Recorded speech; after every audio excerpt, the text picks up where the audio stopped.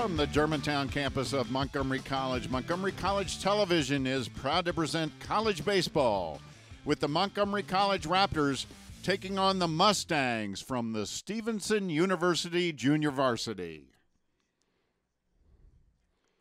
Hi, everybody. I'm Michael Brown, and it is my pleasure to welcome in my partner for today's game, Marcus Rosano. Thank you, Michael. It's good to be here. It's good to be on the campus of Montgomery College, and it's a great day for baseball. A little brisk, but I guess we can't complain too much. No, we can't, and we are so glad to be back doing baseball. It's been a couple of years since MCTV has been able to do it, so we are thrilled to be back out here doing baseball here on the Germantown campus.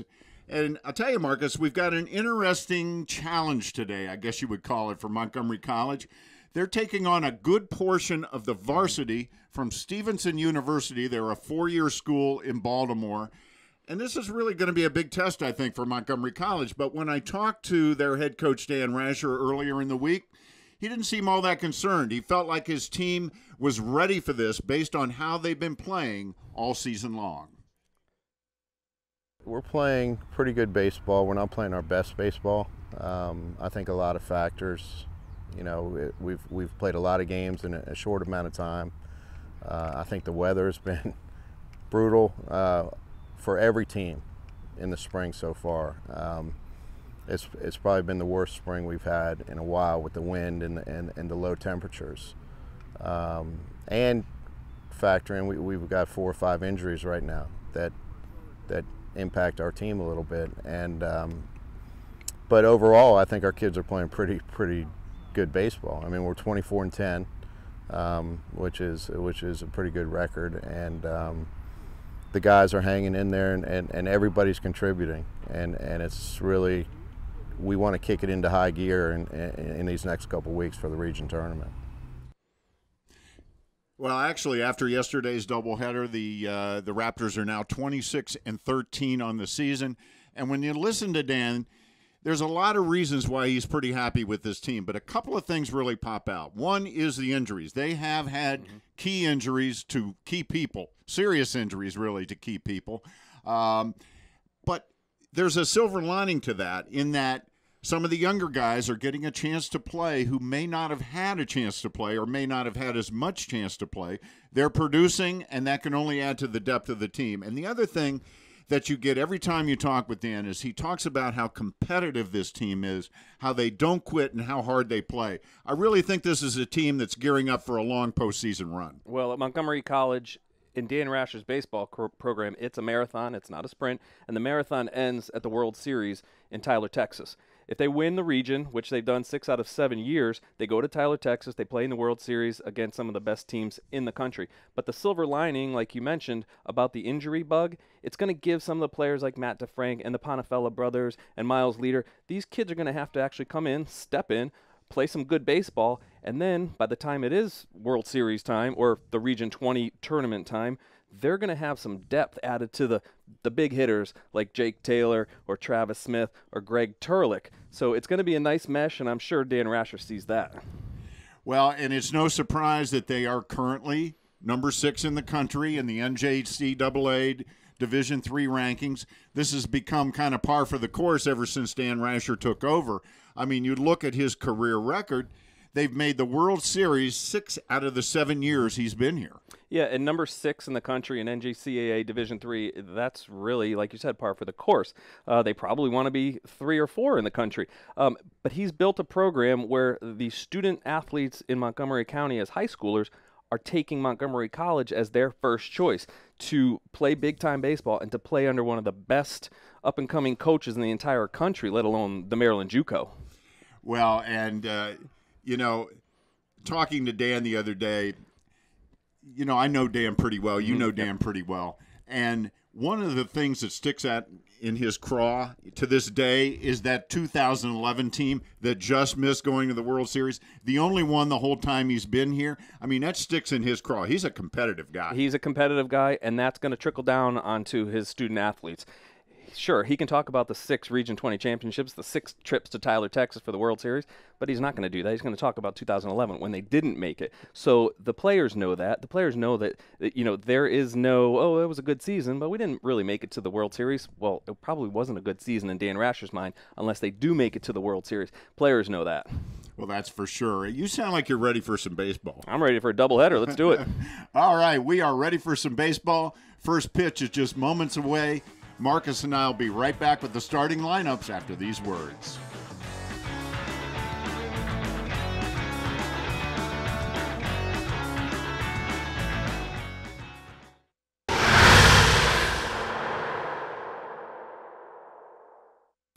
Whether you're a recent high school graduate, career-changing adult, or seeking professional or personal development, Montgomery College has what you're looking for.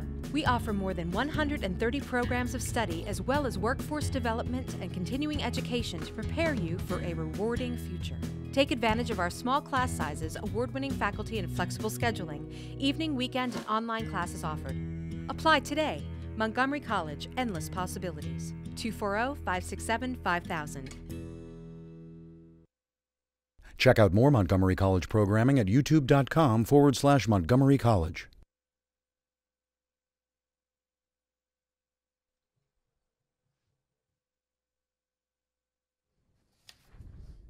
Welcome back to the Germantown campus of Montgomery College. Michael Brown alongside Marcus Rosano. We're just about ready for the first pitch of the game between Montgomery College and Stevenson. Marcus, let's take a look at that Stevenson lineup.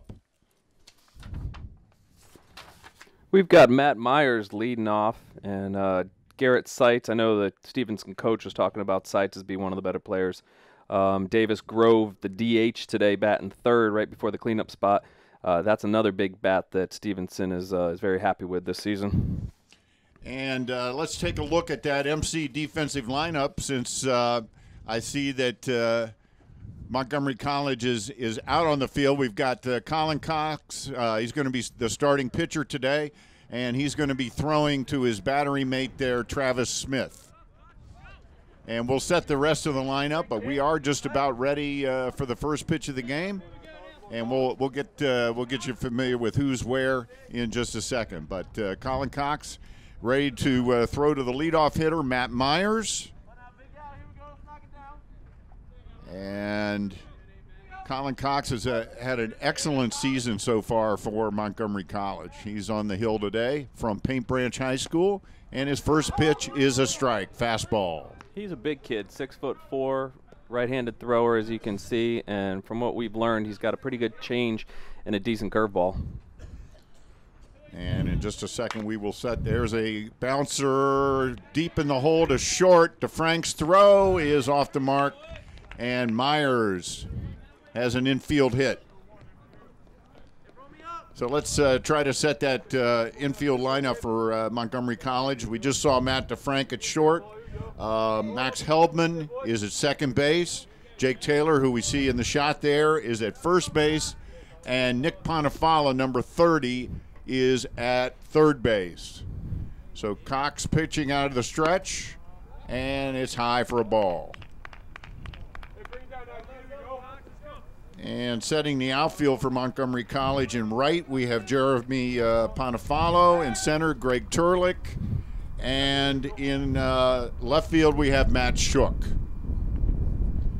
So that sets the defensive lineup for Montgomery College. And there's Cox's pitch. We'll see how warm Stevenson is with Myers leading off first. A 6'4" pitcher from the right side. It's going to take a little while for Colin to get to the plate, and we'll see if they send their leadoff hitter down to second. And Cox gets a strike. And it's 2 balls, 1 strike. We're in the top half of the first inning. A picture-perfect day for baseball here on the Germantown campus of Montgomery College. Montgomery College taking on Stevenson University, the Mustangs. There's a ground ball. Oh, hits off the mound, took a bad hop.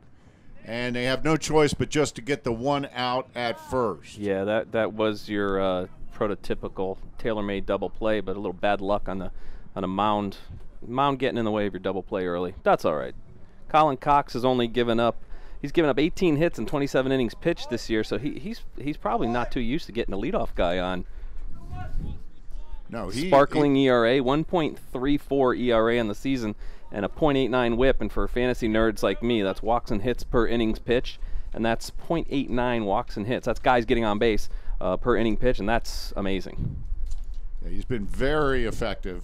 I remember talking to him a few weeks ago, and he said one of the things he loves most about playing at MC is he's gotten to play a lot of positions that he had never played before. And he feels it's made him a better ball player. There's a strike. Yeah, that was a big slow curveball. He's thrown 27 innings this year. This is his second start on the season. Been in 6 total games. Montgomery College has played an amazing amount of games lately, Marcus, and this is not to say that Colin Cox is not one of their better pitchers, but you know, they've played so many doubleheaders in the last couple of weeks. It's kind of amazing. It's really taken a toll on the pitching staff. 1 out, top of the first. Matt Myers on second, and number 10, Davis Grove at the plate. Takes a ball high. Grove is one of those who has gotten a lot of at-bats with the varsity. Yeah, a lot of these athletes from Stevenson, they're called JV today, but you know, we know that these are varsity athletes. They're 4-year athletes. They're just getting some at-bats and some innings pitched. You know, if you're a freshman or a sophomore at a 4-year school, it's great to have these doubleheaders against a junior college team. And you're the coach. You can get some at bats by these guys and build your depth. There's nothing like live at bats. It's a lot better than going in the cage. And there's a foul pop. Taylor ranges over. He gathers it in for the second out of the inning. So that's 2 outs. And that brings up number 24, the cleanup hitter, Garrett Seitz. This is another one of those guys who's gotten a lot of playing time on the in the varsity games, and we're gonna keep harping on this all afternoon that these guys are varsity players. They're just the younger varsity players, and this is a nice breaking pitch for a strike from Colin Cox, computer science major from Paint Branch High School. Told me the other day he had an internship over last. There's a foul right off of the mask of Justin Smith. And he's quickly ahead, 0-2 in the count. This is one of the upperclassmen that's made the trip out here to Germantown today in Seitz. Big kid, lefty at bat. He's a guy who is stuck behind an entrenched underclassmen, and they want this guy to be ready. They're trying to move him to a different position, so that's why he's playing here today.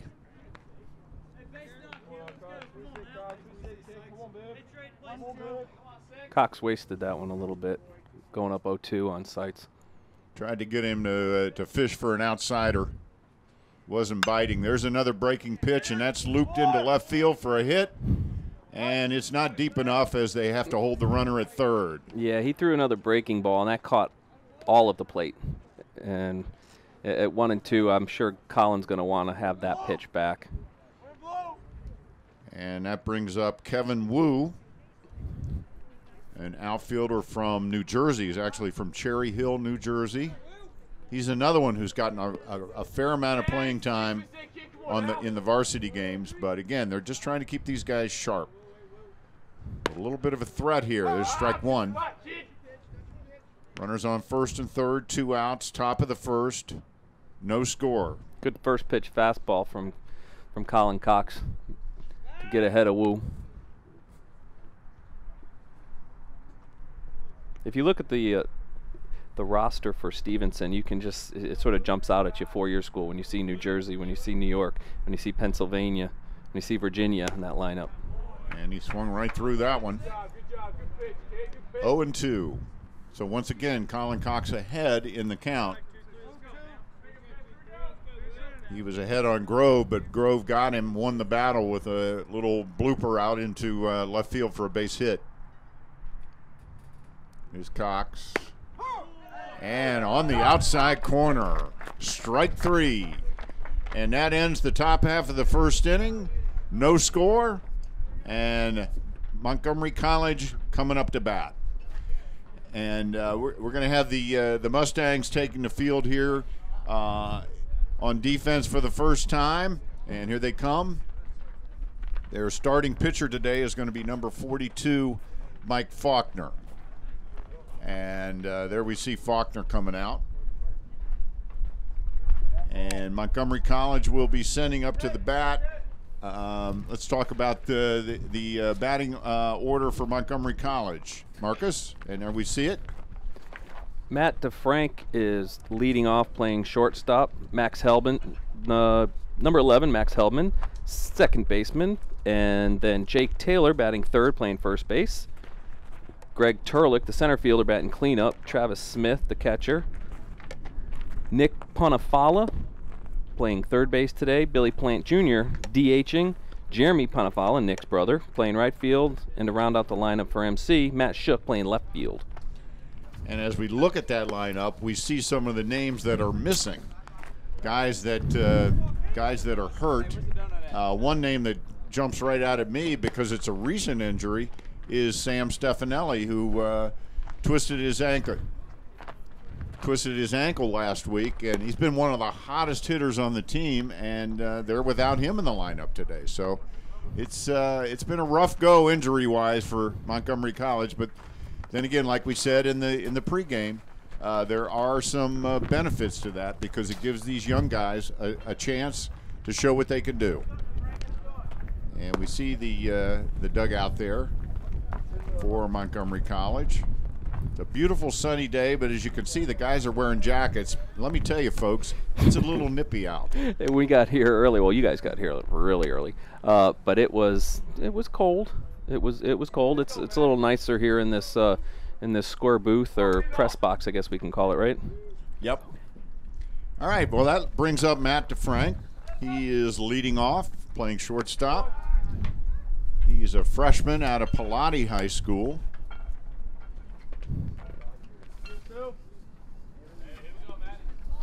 And he's been having a very productive year as he takes a strike. I always know it's Matt because he's got that distinctive white helmet that he wears.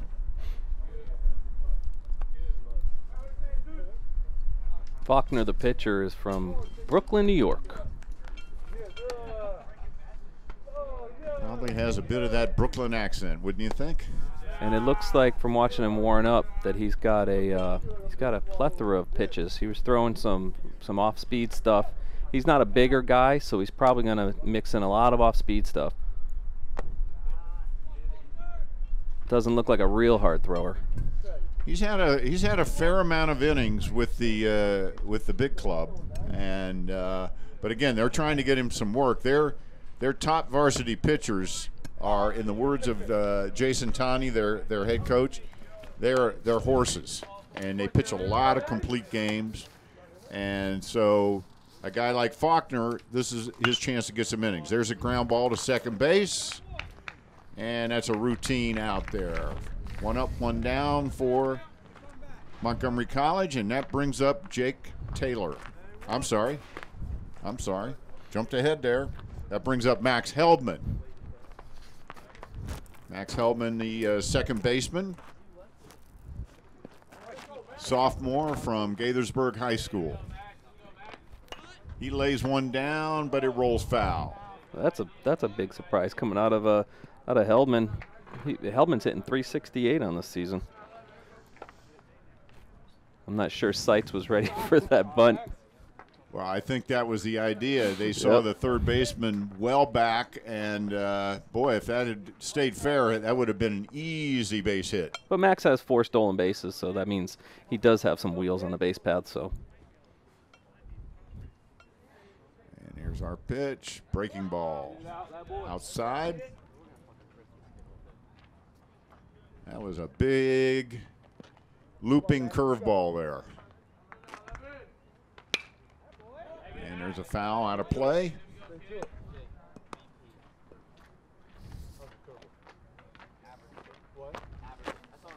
And Max Heldman, number 11, up at bat. He's a business major out of, once again, Gaithersburg High School. There's a ground ball up the middle, and it gets into center field for a base hit. That was another curveball, and Heldman stuck with it.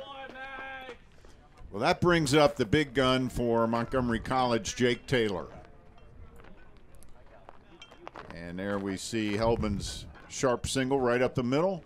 Get things going for Montgomery College.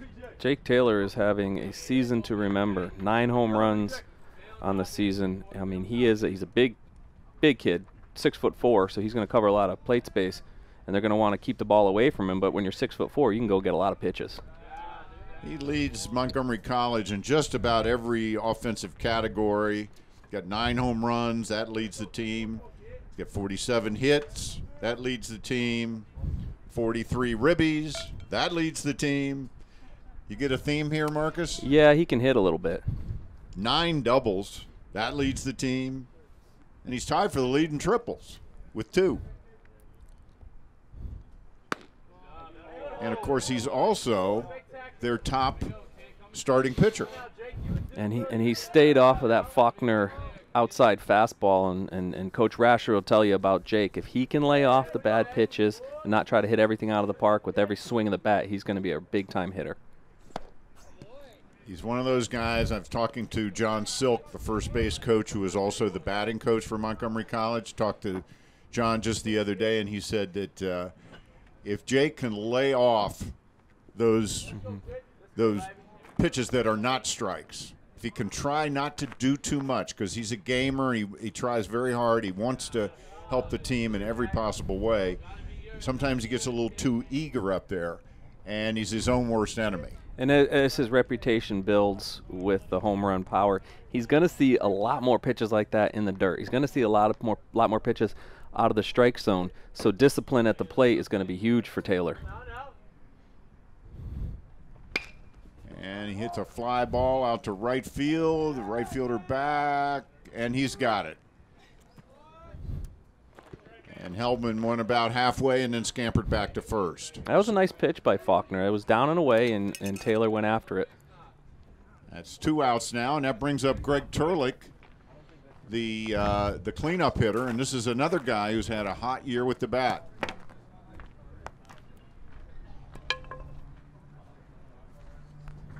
Turlick's going to end up seeing a lot of guys on base in front of him, with Taylor getting so much respect from the opposing pitchers, especially in the conference, in the region, and in Maryland JUCO. He goes for the first pitch, bounces off the chest of the first baseman, and he'll beat it out. And it was just a hard shot that took a hard, high bounce and went off the first baseman, Eberly. Yeah, Ian Eberly kind of took that one right in the chest. Bad hop. I would call that a hit myself. And with Turlick, that was not a lazy ground ball. Oh, no, it was sharply hit. It was definitely sharply hit. And that brings up Travis Smith. Travis Smith is one of the catchers, is the catcher on the team. He's one of the co-captains, along with Santana, Carlos Santana, and Jake Taylor. We'll talk a little bit more about Carlos Santana later. That's kind of a sad story with his injury. But Travis himself is just coming back from missing about a week or 10 days. He hits a sharp line drive right at the shortstop, and that is the end of the inning. Boy, he hit it right on the nose, but right at the shortstop. That had base hit written all over it. So at the end of 1 inning of play, we are scoreless. And, Marcus, we've been talking about Dan Rasher's coaching success here at Montgomery College. Let's hear what some of his players have to say about what it's like playing for the guy. Coach Rasher, he's a good guy. I like him on and off the field. He's been good to me. He's taught me a lot. I played a lot of different positions last year that I had never really played before, and he trusted me. So I think it's great. He's a great coach, and yeah, I like him a lot. I love playing for Coach Rasher. He's the best coach I've ever played for. I think he's really there for his players. And at the end of the day, I think he's going to do what's best for us. Coach Rasher, since the first day I met him, he's been the same. You know, really cares about his players. Great coach, knows what he's talking about, and I love playing for him. Well, Marcus, at least listening to Colin Cox and Greg Turlick and Carlos Santana, it appears quite obvious that they are fortunate and they understand how fortunate they are to play for a guy like Dan Rasher. Well, his record demands respect before you even get to Montgomery College. So getting a phone call from Dan Rasher when you're a high school kid asking you to, hey, you want to come over and play some baseball with Montgomery College, that right there is attention-grabbing. So they know that they're getting a great baseball coach, and they know they're going to play some real competition. And, of course, we've talked about it. It's the regions, and then it's the World Series. And Coach Rasher has instilled a winning tradition here, and it's just going to keep continuing as everybody in the county and in the state knows that Montgomery College baseball is top-notch at the junior college level. Boy, that is for sure. I mean, this is, if you play ball in Montgomery County and you're thinking about going to Montgomery College, boy, this is the place to be. And even more so now that they've combined the Rockville baseball team. Last year, obviously, we had MC Rockville and MC Germantown. Now that it's one college, the competition level is even higher to make this team. Boy, that's for sure. There's a pop up to left field, and Shook gathers it in for the first out of the inning. That, by the way, was Ian Eberly. We apologize for not announcing his name. He led off the inning with a pop out. That brings up the shortstop, number 27, Nick Schaefer. This will be his first time at bat, with one out here in the top of the second. Colin Cox on the hill. There we see Colin. His battery mate is Travis Smith. Cox gave over a couple of hits in the first. There's a shot to center, but Turlick right there. Boy, he hit that right on the button, but right at Turlick. Yeah, Schaefer got the bat head down and hit a nice line drive to Turlick, but he was in the right spot. That brings up the right fielder, Keith Pappas. And he's a Pennsylvania guy from Hanover, PA. There's Cox, ground ball to Ponifala. He's got it. Long throw. Nice stretch by Taylor. Easy 1-2-3 inning for Colin Cox. What was that, maybe 4 pitches? And that's a 6'4" first baseman wingspan that Coach Rasher has already mentioned that he's bailed a couple of his infield mates out with errant throws. Yeah, that was a beautiful job over there on first there by Jake Taylor. And Nick Ponifala is the first batter up for the second inning, and I think he should go thank Jake for that stretch. Yeah, we're going to have Nick and Jeremy both in this game, and it's, from what I can tell, these guys, if they're not identical twins, my goodness, I don't know what an identical twin is. Those two guys really look a lot alike. I'm glad they have different numbers, because I don't think we could tell the difference. But we'll see Jeremy up to bat in just a little bit. Both these guys are out of Paint Branch High School, both Ponifalas. So Paint Branch, which is over in the eastern part of the county, there's at least 4 guys on this team. I know Colin Cox, the Ponifalas, and Hart, the pitcher, are all from Paint Branch. Brian Hart. That's a nice little pipeline that Coach Rasher's got with Paint Branch. Well, Paint Branch traditionally has had a very good baseball program. I know they won the state championship at least once a few years ago. They've always had a good, strong baseball program over there. So that brings up Nick Ponifala, number 30, hitting .298 on the year with a .406 on base percentage. That's pretty good. 17 for 57 on the season. couple of doubles. There's Faulkner's pitch, just a bit outside. We're in the bottom of the second inning. It is scoreless. So far, it's been a crisply played game to go along with our weather today. And folks, they call this ballpark Windy Hill, and you can see why. I mean, there's a shot down the right field line. That's going to get in there. Oh, just foul. Just foul. 6-8 inches. And Panafala thought he had a hit there, that's for sure.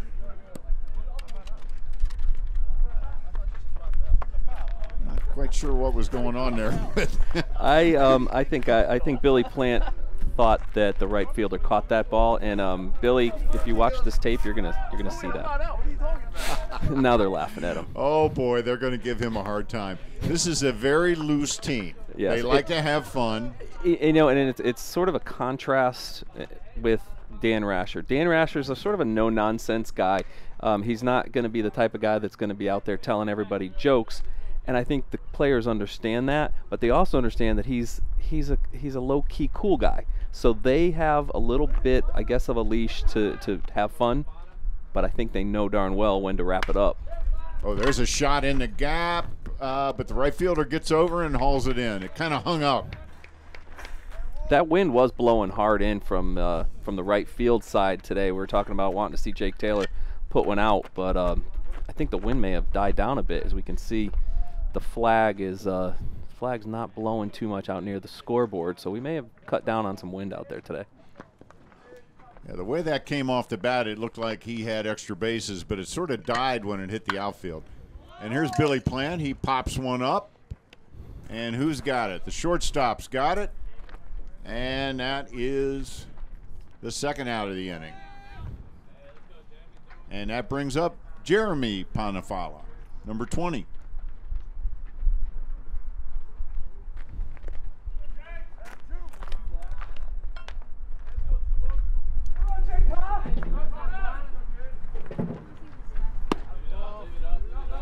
And there's a breaking ball just a little bit inside for ball one. Jeremy's only gotten 23 at-bats this season, but he's hitting .391, 9 for 23. Got 5 ribbies. And he's got a 500 on-base percentage, which means every other time he gets, and there he is again. Nice sharply hit single to center field for Panafalo to extend the inning.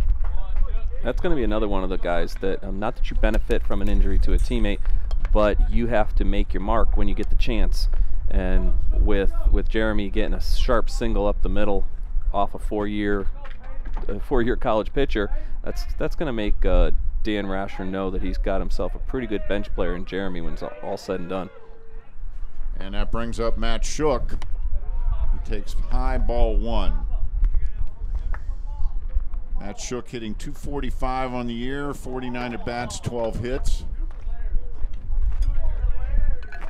And he's another one benefiting from the injury bug. He tries to check his swing but fouls it off. And that evens the count at 1-1.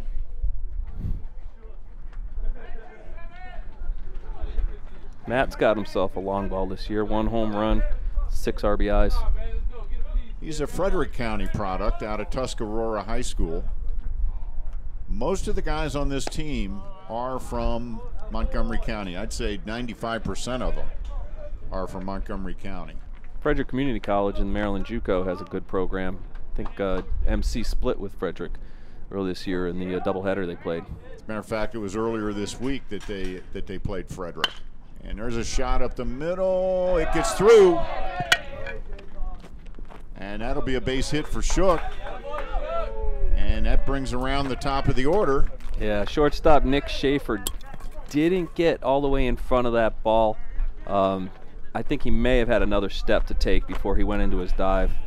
Yeah, there we go. Yeah, that's a base hit. And that brings up number 2, Matt DeFrank, his second time up. You scorekeepers are easy on these infielders. I think Mr. There's Schaefer could have got over there. Middle. He's going to go to first with it for the third out. So a little bit of a rally there, but they didn't bring it home. So at the end of 2 innings of play, we are still scoreless. And, we've been talking about how Stevenson represents a challenge for MC today, and we've already seen that because, after all, this is a squad of varsity players from a 4-year university. Earlier this week, I asked head coach Dan Rasher of the Raptors what he expected from Stevenson. Well, anytime you play a JV team, you never know because depending on what the varsity guy wants to get done. Does he want to bring a varsity pitcher down to get him some work who hadn't pitched? Are they out of town? Will we get their true JV? So we don't know. I tell our guys that the JV guys they're as old as we are. So, they're all freshmen and sophomore too. We played Shenandoah a couple weeks ago. They have 49 guys on their roster. So they're going to bring over some players. If you have 49 guys, a lot of them don't play, and those guys want to play. And so we're always we really don't know what we're going to get, but we always expect the best, So. Well, Marcus, we're not blowing smoke here when we talk about Stevenson being a challenge. These are varsity scholarship players from a 4-year university that MC's going up against today. It's a good opportunity all the way around for Coach Sean Retz. It's a good opportunity to play Maryland JUCO teams because these are going to be kids that he's going to be calling up and asking if they want to come and play at Stevenson at the 4-year level. Well, here's Casper leading off. Fred Casper, he's the catcher and the number 9 hitter for Stevenson. This is his first time up. No changes to the Montgomery College defense. Colin Cox still on the hill. And I think he had a little footing issue there. And ball 2. And it is a good opportunity to get at bats for Stevenson. They are 4-year players, even though we're going to call them the JV players, but they're just not getting the at bats, not getting the innings pitched. And this is a perfect opportunity on a nice Sunday to come down and play a lot of players at MC. You're talking about guys that want to go into a 4-year school in 1 or 2 years, anyways. So the competition level, it's not like you're dropping down on competition level to play at junior college. These are 4-year players all the way around. Well, Cox loses the catcher there, Casper, on a 4-pitch walk. And you know what they say about walking the leadoff hitter. Anyway, that brings up Matt Myers, number 7, for his second at bat. And he grounded out to, he had a single his first time up. He led off the game with a single, and there's a strike for Cox. And if you look at it from the Montgomery College standpoint, this is also an opportunity for them, for these players, to sort of audition, if you would, for a 4-year school. That's for sure. That is one of the reasons that there's a shot up the middle, and that's his second hit of the ball game. He's a good little hitter. Well, that's one of the guys that's gotten a lot of hits with the full varsity. So all of a sudden we've got men on first and second and nobody out here in the top of the third for Stevenson. So a little bit of a threat here for Colin Cox, who after an easy second inning had a little problem in the first. There's a drag bunt down third baseline, and it rolls foul. Nick Ponifala in to make sure it didn't kick back fair. And there's no reason why Mets doesn't want to play small ball here. First and second, no outs, get the runners over.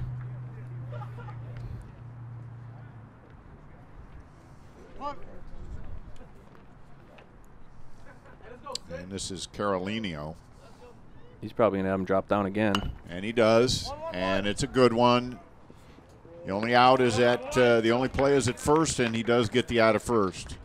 But that puts 2 runners in scoring position now, runners on second and third. And that brings up number 10, Davis Grove. Quite often your number 2 batter is your best bunter too, because your leadoff hitter could be your best on-base percentage guy, and then your second the second guy in your lineup is the best at moving them over. Well, he's got two guys on base, both in scoring position.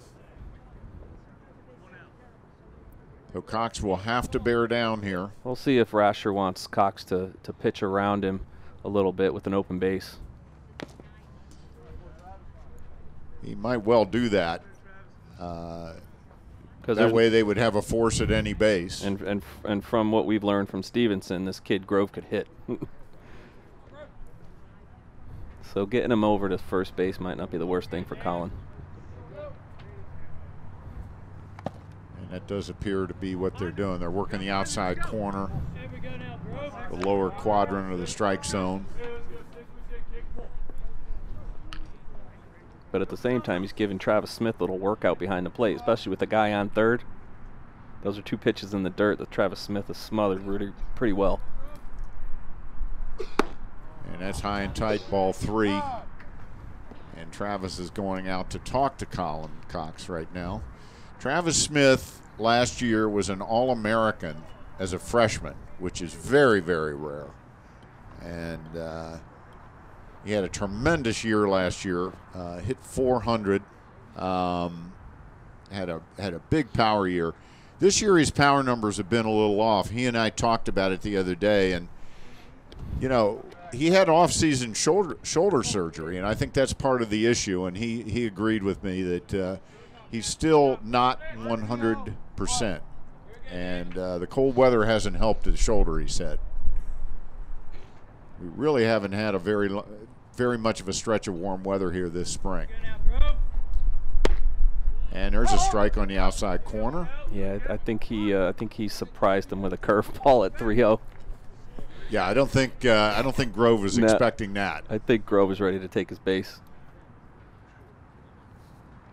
3 balls, 1 strike, 1 out, 2 on. And he went around. He went around, and Grove did not like the call. He was a little angry there. Yeah, well, Grove chased it a little bit. That ball was a little down at his ankles, and he chased. So Cox has fought back now to 3-2. Here's the payoff pitch, and he lost him. So now we've got bases loaded. Here comes head coach Dan Rasher to have a little chat with Colin Cox. Bases loaded, only 1 out, top of the 3rd inning. And your cleanup hitter coming up, Garrett Seitz. Garrett Seitz is one of the only guys they brought up here today that's an upperclassman. He's a junior along with Ben Hallam. So we have 2 upperclassmen. When you say junior varsity, you know, as we were talking about, it's not always the junior varsity. So there's a couple of juniors here, much more than just freshman and sophomore. Yeah, I talked to head coach Jason Tawney about him, and he told me that he's a junior, but he's stuck behind a hotshot freshman. And they brought this freshman in who won the starting position, and according to Tawney, is just not going to give it up. It's ultra competitive at that level too. So you could be in the program for 2 or 3 years, and next thing you know, they got a great recruit coming in, and guess what? You're stuck behind, you know, a hot shot recruit, and that appears to be the case with young Mr. Seitz. And that's why he's here today. They want to get him some live at bats. They want him ready in case somebody gets hurt, or they need an extra bat, pinch hitter in the 9th inning of a tight ball game. So, you know, the idea here is for everybody to be ready. So that's Seitz' story, and he is up with the bases loaded, just 1 out, and the infield is in at double play depth. There's a pop-up, and it's going to go out of play. That's a foul.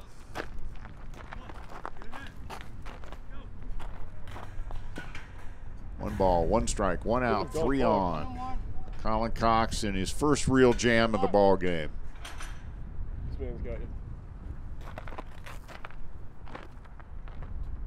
Seitz has that open stance.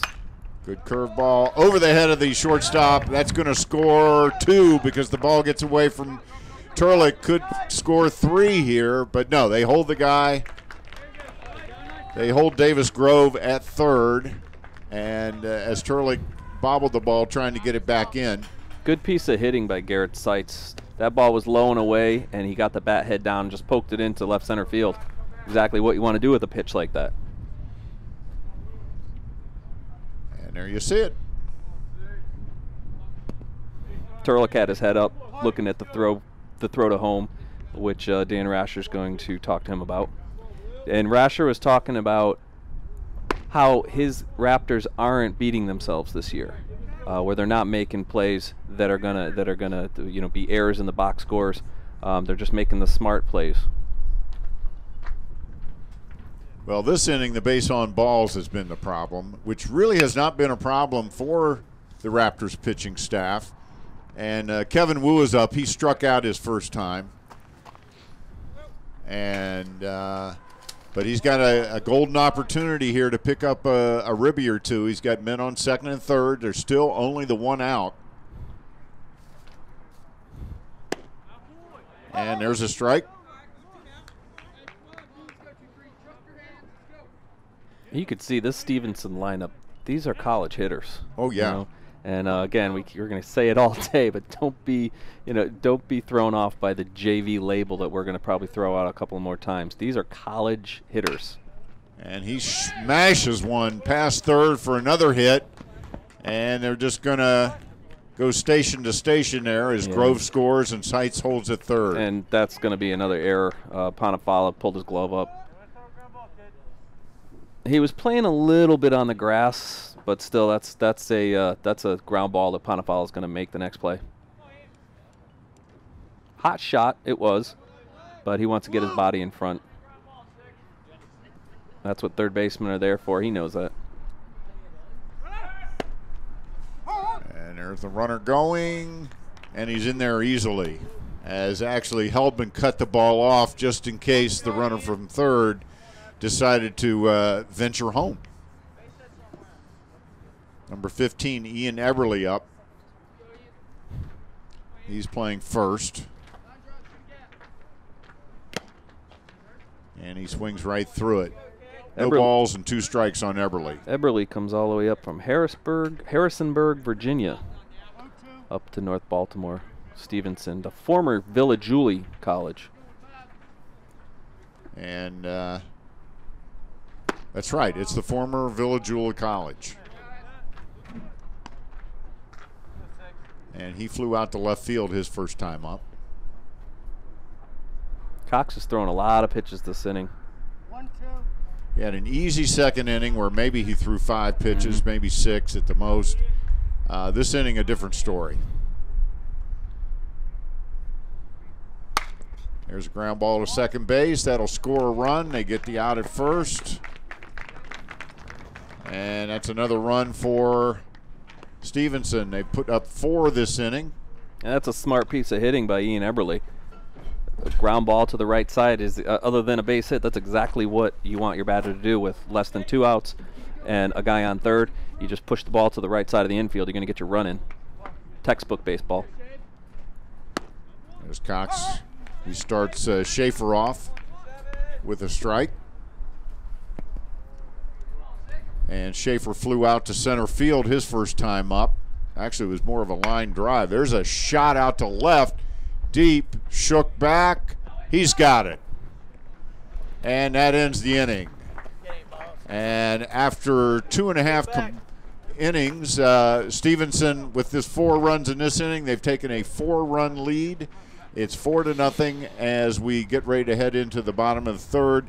And earlier in the game, Marcus, you know, we were talking a lot about MC's incredible World Series run, having made it to the JUCO World Series 6 of the last 7 years. And when I talked with the players recently, I asked them, you know, you think you can make it back again this year?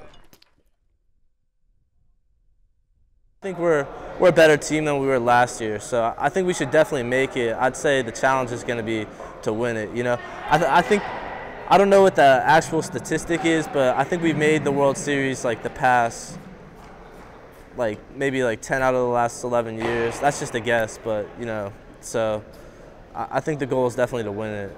That's our main challenge. I definitely do. You know, last year our goal was to make the World Series. This year our goal is to win the World Series. One of our coaches, Coach O'Connor, said, you know, our slogan for this year is to be one of one and not one of 8. Last year we were one of 8 teams. This year we want to be one of one. We want to be that champion at the end of the year. So I definitely think we have the talent to do it. We have good guys coming back that are experienced, that know what it takes to win now, and a lot of good newcomers. So I think we definitely have what it takes to go all the way. Well, they're a pretty confident bunch, Marcus, but you know what? I think they have good reason. Yeah, they do. I mean, it's just like Justin Sawyer said, when you come to Montgomery College, you have that goal, and that goal is to win the region and to go to Texas to play in the World Series. And it's a great opportunity for these guys, and that's what makes the competition level when there are 60 guys coming out for this team. Not only are you trying out to put on a uniform, but you're trying out because you got a good shot at getting to the World Series. Well, and Max Hellman, who is leading off the inning, he also spoke in that little piece we just saw. He spoke about the challenge, and I thought he put it real well. He said, I think we're going to make it. The challenge is going to be whether or not we can win it. And there's some great baseball being played down in Tyler, Texas. Hellman hits that ball hard out to left field, but right at the outfielder. The host school, Tyler Community College, is one of the best programs in the nation. And they have been for a number of years, and not just in baseball, but particularly in baseball. And, of course, that's where the World Series has been as far back as I can remember. And that brings up Taylor. And he flew out to the right fielder his first time up, and this time he fouls the ball right off his foot. And that's got to hurt a little bit. Jake Taylor has one of those infectious personalities. He's a real high-energy guy, likes to have a lot of fun. He nubs one up the line, it rolls foul. Yeah, he's an animated guy, like you said, like a fun to be around teammate that can really hit the ball a long way. But when you come out of Good Counsel High School is not only one of the best athletic programs in the area, it's one of the most noted athletic programs in the country, whether it be football or basketball, obviously baseball. When you come out of Good Counsel, you're ready to play college ball, and Jake Taylor obviously went to a 4-year school in Radford. It didn't work out, so he's here collecting himself again. Well, one of the big issues as he swings and misses at strike 3 for Jake was that he wanted to pitch down at Radford as well as play first, and they only wanted him playing first, and he is an excellent pitcher. When I was walking down by the bullpen a little earlier, and some of the guys were talking about Jake, and I think it was Greg Turlick said, yeah, I heard him say he reinvented himself as a pitcher when he came to MC, and I said, hey, you guys must be talking about Jake, and as a matter of fact, they were, but you're right. He throws in the low 90s. They said he was clocked yesterday against Anne Arundel at 91 or 92 miles an hour. But you're right. He wanted to find himself again as a pitcher, and you go to Radford, and that's serious baseball. So you're not going to get the opportunity that you want. You're going to get the opportunity that your coach is going to give you. So he wanted to find himself again, and he's been great on the mound this year. And Greg Turlick up. Greg is 1 for 1 on the day. As Faulkner is starting to look pretty comfortable out there, Marcus. Had 2.5 pretty easy innings so far. And now he's got himself a comfortable 4-run lead, so he can just throw the ball over the plate. MC must come from behind, obviously, down 4-zip. And he walks Turlick with 2 outs. Coach hates to see that. Faulkner hates to see that. But Turlick sees that quite often. He's had 19 walks coming into today, so he's got a good eye for the plate.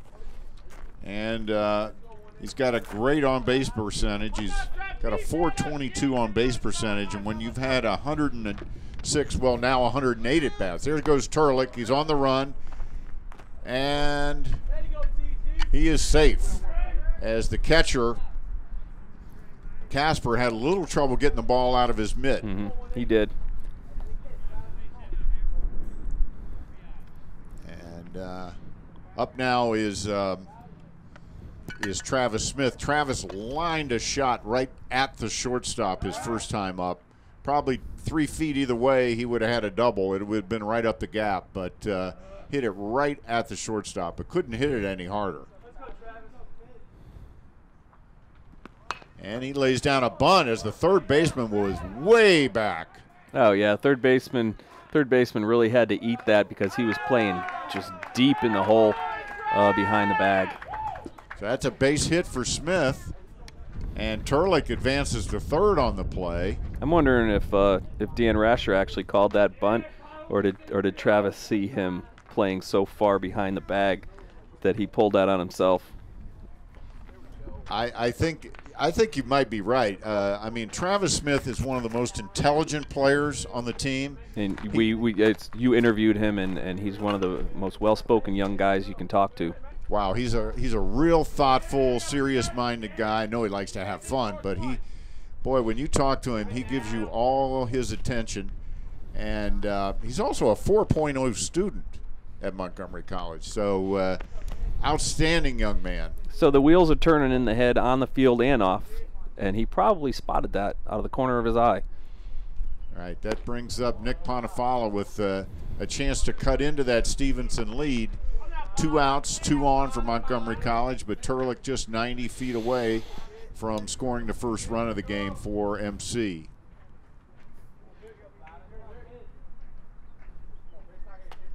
There's the pitch, strike. Our umpires today, behind the plate, we have Jerry Park, and our base umpire is Mike Burke. There's Mike Burke, and Jerry Park behind the plate. There's a low, but they call it a strike. 2 balls, 2 strikes, 2 outs, 2 on. What do we have? Deuces wild. You get 10 points for that one. Oh, he hit him. Ooh, Couldn't get out of the way. And I felt that one. I felt that one in the booth here. Woo. Well, we're awfully close to home plate, Mm-hmm. and there you go. Ooh, yep, he got him. No doubt about it. So all of a sudden, number 25, Billy Plant, the DH, comes up with ducks on the pond here. 2 outs, bases loaded, and he flew out to he popped out, rather, his first time up. Billy's going to want to take his time here. You could see that Faulkner is losing it a little bit of his control here in the bottom of the 3rd inning. He's loaded him up, but Billy doesn't want to give him anything. Make him come to him, get to see his pitch. You got the bases loaded, so don't jump out of your shoes to hit a grand slam here. Yeah, let's not try to tie up the game with one swing. Getting on base here would just be big. Takes a strike. 1 ball, 1 strike.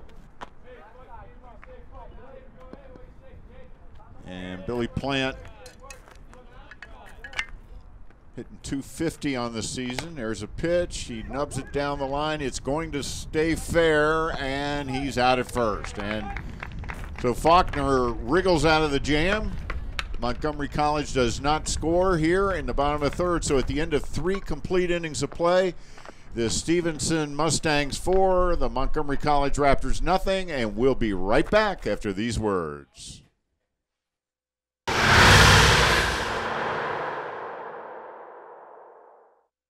Whether you're a recent high school graduate, career-changing adult, or seeking professional or personal development, Montgomery College has what you're looking for. We offer more than 130 programs of study as well as workforce development and continuing education to prepare you for a rewarding future. Take advantage of our small class sizes, award-winning faculty, and flexible scheduling. Evening, weekend, and online classes offered. Apply today.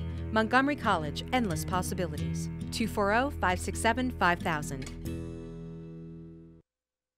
Check out more Montgomery College programming at youtube.com/Montgomery College.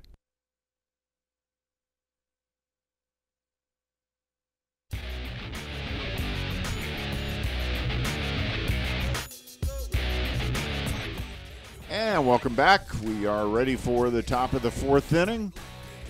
And leading off for the Stevenson Mustangs will be Keith Pappas. And Colin Cox still on the hill for Montgomery College. He had a rough inning last inning. He gave up 4 runs, and he's given up, I'm not sure how many earned runs because there were 2 errors in that inning, but he's only given up 5 runs all season, and he gave up 4 that inning. See how he bounces back in the face of what looks like probably the first real adversity that he's faced all season. Keith Pappas up. He walked his first time up and scored. He shows bunt, pulls it back, and they're saying he did not go around as they went for the appeal down to first base. I'm sorry, I was thinking of Pappas grounded out his first time up. Jumped ahead of myself. In the last inning when the Raptors had the bases loaded, it's not going to be a play that shows up on the box score, but first baseman Ian Eberle grabbed the ground ball about 2 or 3 inches before that went foul. In other words, he pretty much got out of a huge inning that MC could have had by grabbing the ball before it goes foul and steps on the bag for a rally-killing grounder. But just a smart play to reach out and run to the ball before it goes out, before it rolls foul. 2-2 on Pappas. Yeah, Colin Cox had a rough inning last inning, walked a few batters, had a couple of errors behind him, gave up 4, and he pops him up, and it's out of play. Over our heads, out onto Observation Drive here on the Germantown campus of Montgomery College. The beautiful Germantown campus of Montgomery College, and it's a campus that's really growing, Marcus, isn't it? There's a lot of construction going on behind us, and that's good for Montgomery County. That's good for Montgomery College, of course. There's a huge hospital going up behind us. We're going to be one of the only junior colleges, 2-year colleges in the entire country with a hospital, a working hospital on its campus. Yeah, that's something you think of when you think of Yale or University of Maryland or someplace like that. As he strikes out Pappas, gets the first out of the inning, gets the leadoff hitter, and that brings up Casper. But yes, you're right. We're going to have a great partnership with Holy Cross Hospital and Montgomery College for students to look forward to for years to come. It's going to be great for the medical programs, of which there are many here at Montgomery College. There's a foul out of play. Fred Casper, the catcher, he's from Linganore High School in Newmarket, Maryland. A very nice area, I must say. It really is. Of course, the well-known Linganore Winery is in that area. Been there a couple of times, I must say. I've been there a couple of times myself to sample the product.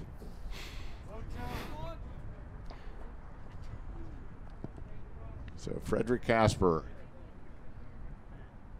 against Colin Cox. No balls, 2 strikes. Tries to get him to go fishing, but he's not nibbling on that one.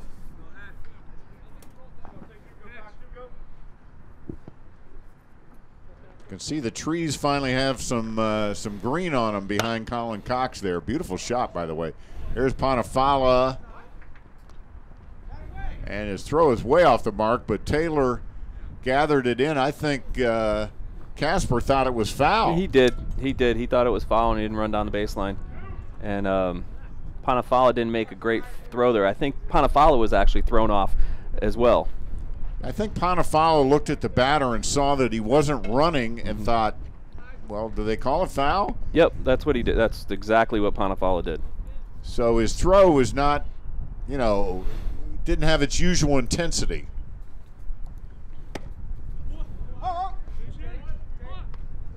And this guy coming up here, Matt Myers, has been a thorn in the side today. He singled and scored his last time up. And there's another sharply hit ball. And this one, ooh, nice try by Turlick. Couldn't come up with it. Myers races into second for his third hit of the game. Wow. How is he on the junior varsity roster? Again, it's junior varsity, so to speak, but this kid is a 4-year school hitter. You can see him. He got that ball up a little bit. There's Turley with a great effort. Nice Almost effort. came up with it. And a good throw into second, but Myers not only swings the bat well, he runs the bases well. So he's on second now with 2 outs. And that was number 40, Carlino. He pops it out to Turlick in center field for the 3rd out. So at the end of 3.5 innings, Stevenson up 4-0.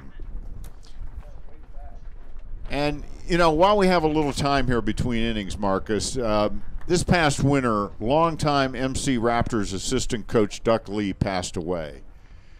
Now, Duck was a volunteer assistant coach for many years at Montgomery College.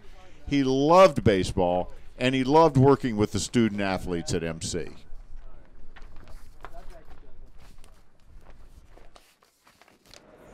We're going to miss Coach Duck a lot this year. He was the heart and soul of the team. I think it's going to boost us this year. We're definitely going to be playing for Coach Duck, and his spirit's going to live on with us through every game, every at-bat, every inning of the year. And there you see that is Duck Lee's jersey. That chair is where Duck always sat for every game. Those of us who had been to many games, Duck was always there. And in memory of Duck, they are putting that jersey on his seat, and nobody's sitting in that seat all season long. Also, the team has embroidered Duck's name on the side of their hat, and they are really dedicating their season. They had so much love and respect for Coach Lee.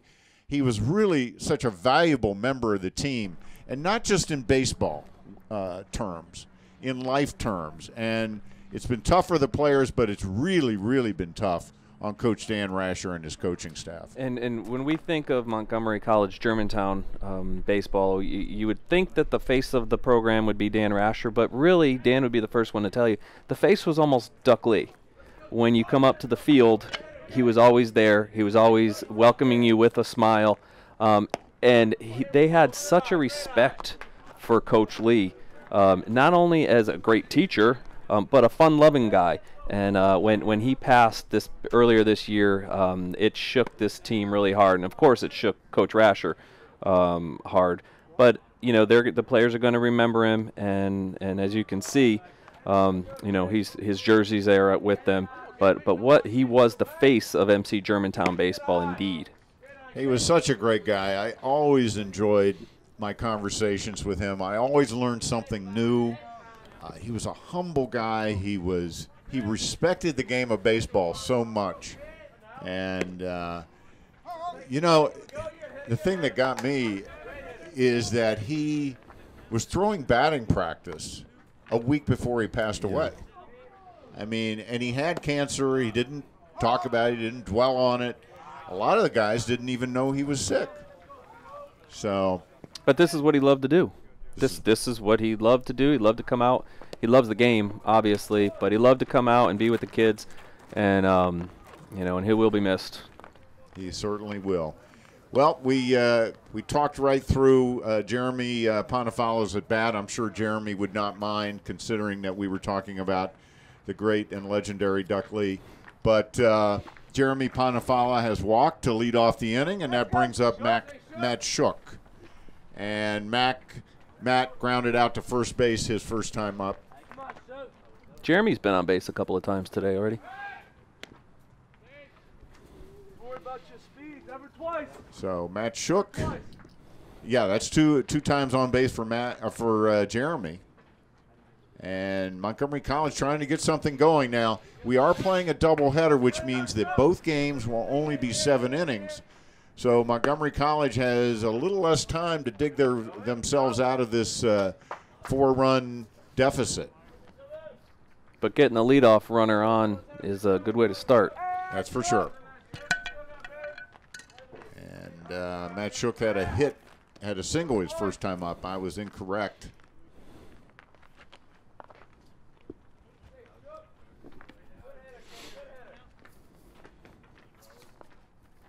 Faulkner has looked pretty sharp as he gets a called strike there on Shook to even the count at 1-1.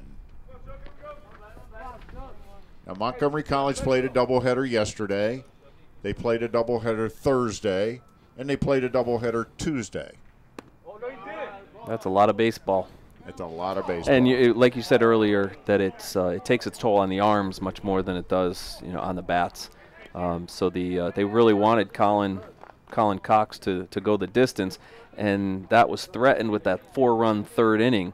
But he needs to settle down if he can get seven innings out of Colin. 1 ball, 2 strikes. Bonifala on first. That's ball 2. As Casper scrambles after it.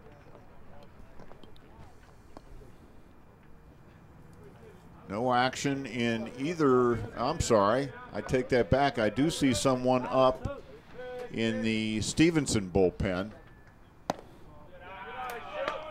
And they are way too far away from me to see who it is. We may be able to get a shot. But they do have someone starting to limber up out there in the bullpen. We are unable to see the MC bullpen from our vantage point. There's a little number. That's going to be a tough play. And Shook beats it out.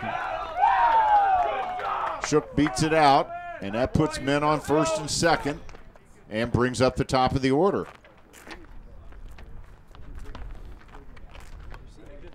He just topped it, and it was like a swinging bunt, and good hustle down the line to beat it out.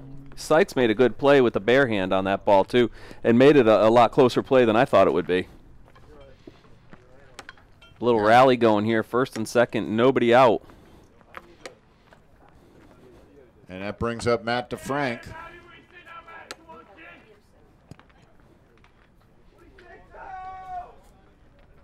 Matt DeFrank, a civil engineering major out of Pallotti High School. Pallotti's another program in the county that's very strong.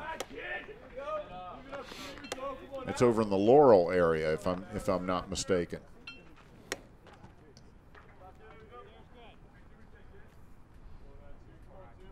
You're right. A lot of good athletes are coming out of Pallotti. Well, there's several on this team. As Sam Stefanelli is also from Pallotti. And I don't think we've even spoken about Sam Stefanelli, one of the best bats on this team. Sprained his ankle, and he's out today. Yeah, he's going to miss a week. He turned his ankle on the, as Dan Rasher called it, the rock-hard turf at Allegheny earlier in the week. And he's going to miss a week, which is a shame because the kid was swinging an incredibly hot bat. Stefanelli was hitting .436 this week. That's 24 for 55. I want to get him on my fantasy team. .436. 4 home runs, 13 RBIs. Slugging percentage of .909. That's crazy. Yeah, that's I was thinking misprint when I saw that. I double-checked it, believe me. I put the stats together. I said, what? Oh, no. Yeah, that's right. 2 balls, 2 strikes. There's a shot, and that's a base hit into right field, and he's going to hold. As the right fielder there, Pappas, really came in hard on him. And Rasher had the go sign up until about the time Ponifella got to the bag, and then he put the hold up sign. But it was a good call by Rasher not sending Ponifella home, because I think he probably would have been a sitting duck. Well, you certainly don't want your with no outs in the inning, you don't want your first out to be at home. No, there's no reason to send him anyway. And you've got number 11, Max Heldman up. He's been swinging a good bat today. And then on deck, you've got Jake Taylor. So let the bats do the job here, and we'll see what happens. Max has a base hit today. He sure does, and he swung. He's hit the ball hard both times up. I mean, he's a guy that's hitting 368, so he's got. This is a good batter to have with the bases loaded and nobody out to jump back into this game. He's got a very high on base percentage at .490, so almost 1 out of every 2 times up, he gets on base. So he gets on base here, they've got a run.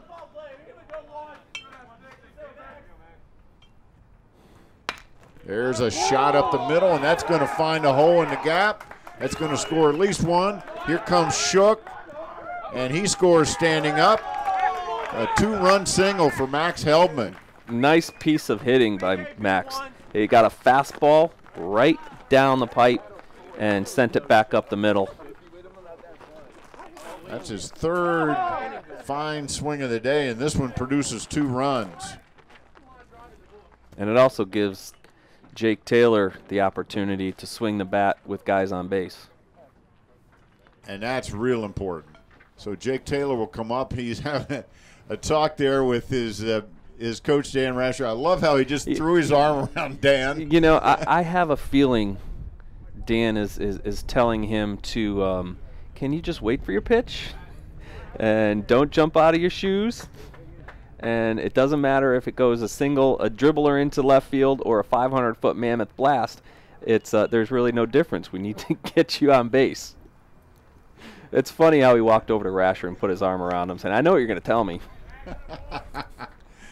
And he had a conversation with the 2 runners, too. That's kind of unusual to see that. And the fact is, Jake Taylor swung and missed at a curveball that was probably at his ankles, and he struck out last time. And of course, he's got this extra time because Stevenson has made a pitching change.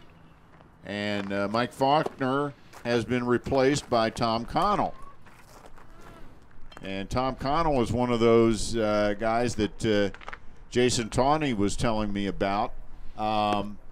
This is a guy, it's hard to believe at this age that a kid could have Tommy John surgery, but this kid has had Tommy John surgery. And this is only his 3rd outing since beginning to come back from the surgery. So he's not going to pitch. I was told he would not pitch more than an inning or 2, but I guess they're looking at the scoreboard here. We're in the bottom of the 4th. If he can give him an inning or 2, then that'll get him to their bullpen. But he had Tommy John surgery about a year ago. He's a freshman. I mean, can you imagine an 18-year-old kid with Tommy John? You know, the kids throw a lot of curveballs from the time they're 10 years old these days, and I know there's arguments. There's doctors telling you don't let the kid throw a curveball until he's a sophomore in high school. There's a bunch of different views on it, but the fact is that there's a lot of baseball being played and a lot of curveballs, a lot of sliders that they're throwing since Little League. And we can argue all day, is that good, is that bad, or should your 12-year-old be throwing straight fastballs? Not to say that that's what happened to Mr. Connell, but they've thrown a lot of baseball since they were a young kid. So, but Tommy John surgery is a little different this year. This time in the world, players are coming back throwing harder. Here's Jake Taylor to face Connell. So they're going to try to get him a couple of innings today. They talked about how he's just now reintroducing his curveball. Hasn't really thrown the curve much because of the surgery, obviously, and the rehab. So we'll see if he throws the hook today. He's got an interesting motion where he doesn't bring his arm very far back. He sort of throws from his ear, which is it could be a product of the injury, which is going to take a little bit of the stress off of the elbow.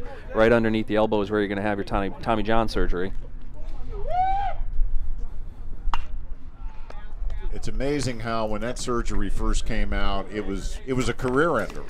Not anymore. Not anymore.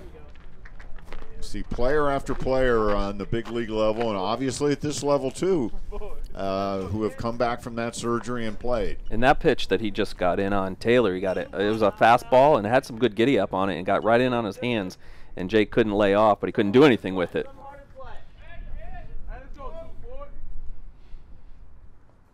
Pitch outside and low. Jake also crowds the plate a bit, so he's going to get those in on his hands.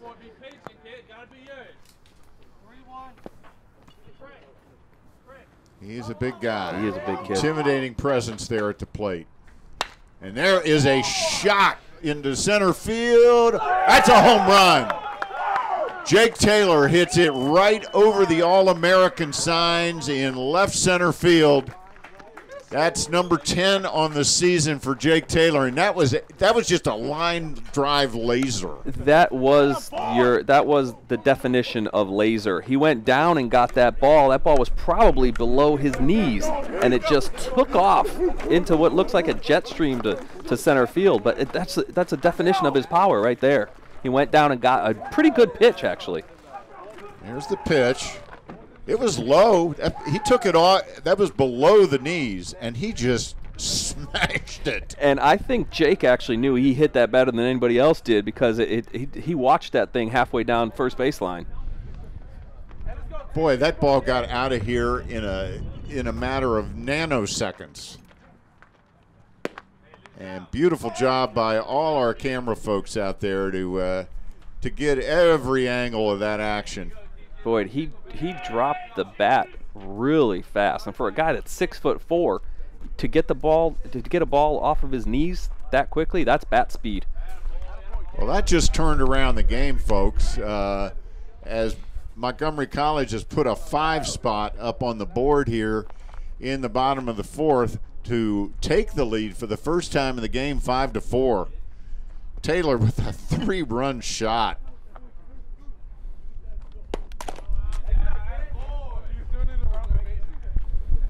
You know, Dan Rasher has called him a scary hitter, and that was a scary hit.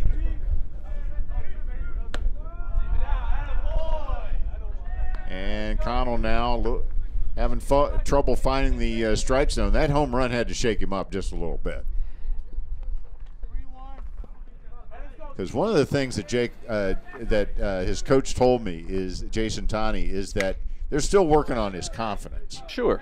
You know, when you come back from that kind of surgery. And that kind of a line drive home run over the center field wall, that's not going to do wonders for your confidence, obviously. Now, if you look out there in left center, there's a big sign with all the All-Americans from Montgomery College out there, and that ball split the E and the R and All-Americans. And Jake, I think he's among the leaders, if not the leader, in NJCAA Division III home runs now with 10. And it wouldn't be surprising if the name Taylor wasn't up there next year. Yeah, I think it would be a surprise if it's not. Right. Yeah. And this is Travis Smith, who has swung the bat well both times up. Lined out to first base. Or, I'm sorry, shortstop in the first inning, and then had a hit the last time up. And we can't stress enough how important it's going to be to put protection around Jake Taylor in this lineup with Greg Turlick and, of course, Travis Smith, because, you know, hey, the fact is that Jake Taylor is a well-known commodity now with just looking at the stats, so teams aren't going to want to pitch to him. So you're going to put him on base, and then you're going to have Turlick and Travis Smith that are going to be responsible, for getting the guy in. And hopefully Sam Stefanelli back soon too, which is good protection for those three guys. There's Turlick taking off, got a great jump, and he's in there easily. He stole that one on Connell.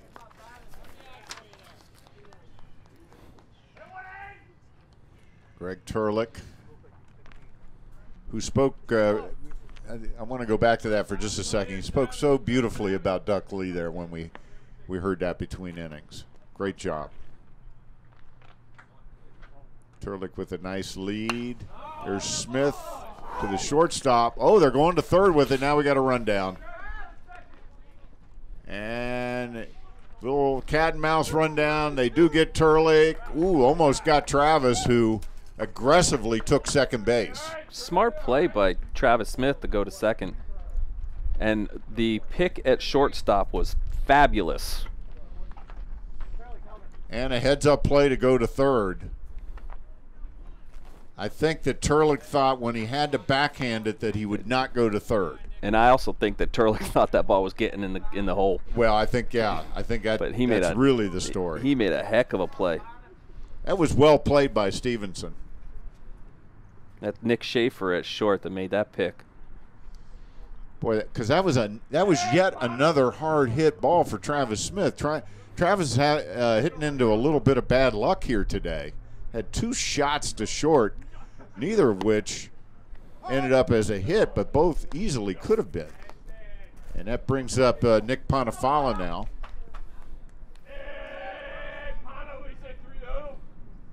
Still only 1 out. Travis Smith at second.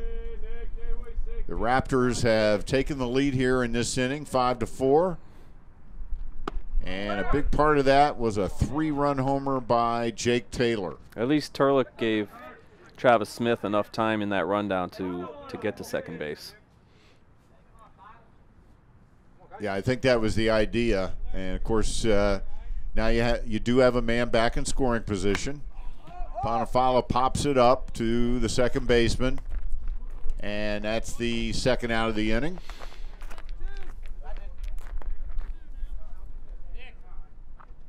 And we've got a pinch hitter coming in.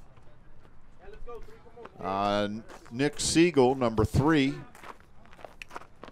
is he's pinch hitting for Billy Plant. Pinch hitting for Billy Plant. So Nick Siegel is now come in, and he takes ball outside. Number 7, Nick Siegel. He will be the DH, I would assume, unless they make another position change. Siegel's hitting .283, 13 for 46 on the season. And he's a freshman, another freshman, getting some playing time. He's out of Northwest High School. You talk about a good baseball program. Yeah, state champions. He's had 46 at-bats this year with 13 hits, 3 doubles and a triple, 11 ribbies, so he's been a contributor. And he hits a shot to right, but it's right at the right fielder. And that is the 3rd out of the inning. But in this inning, Montgomery College scores 5 to take the lead, 5-4. And, you know, Marcus, we've been talking a lot about Dan Rasher in his 7 years here at Montgomery College.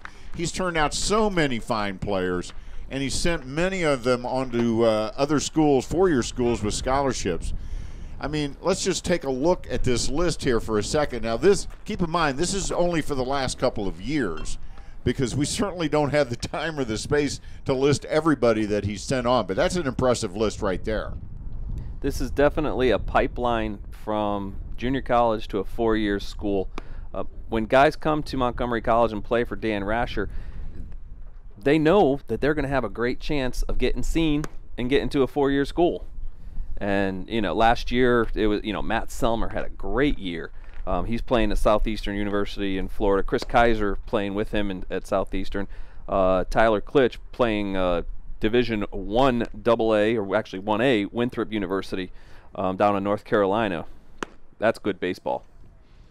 Yeah, a lot of those guys are going south, which is probably after playing up here on Windy Hill for a couple of years, the south sounded kind of good. But, yeah, I mean, Dan's record of sending 3-4 guys every year, it seems, sometimes more, is very, very impressive. And there's a list on this team right now that we're probably going to be talking about next year. Oh, absolutely. Travis Smith, for example, he's already got a scholarship in hand to Anderson University down in South Carolina. So he already knows he's going to be playing college ball. I think we could bet the rent on Jake Taylor going on to a 4-year school. Well, if he keeps hitting balls that far and that often, there might be some pro scouts looking at him. So he could bypass. You never want to say the word draft right now to kids like this. But he's big, he's strong, he can hit the heck out of the ball, and pro scouts are going to be taking notice of that. Davis Grove is leading off for Stevenson. Top of the 5th inning. Colin Cox all of a sudden has a lead. And Grove takes the ball outside. Yeah, it's a new game for Colin Cox.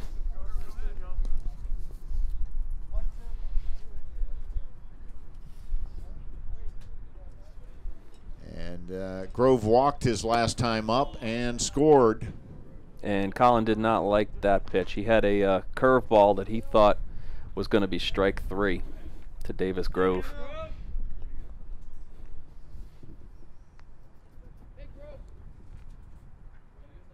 And if he gets through this inning, he's in line for a win. Ooh, hard foul. And that caught one of the coaches there. I think that might have been John Silk standing down there. He got whacked by that foul ball. Have a little trouble seeing down the left field line there. That's why I'm not 100% sure on that.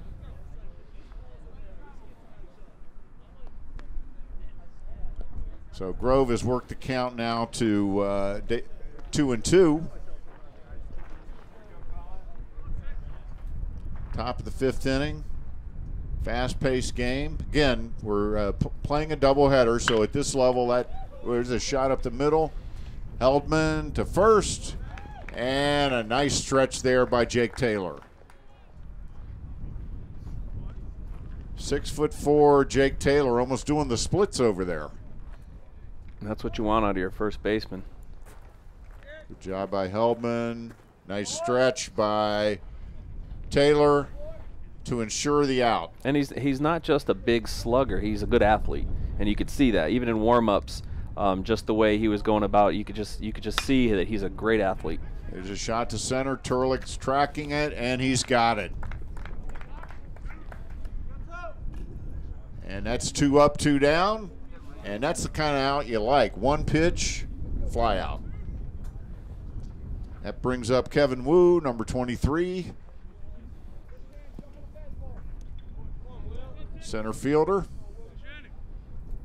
And he walked and scored his last time. Or no, he did not score, but he did walk his last time up.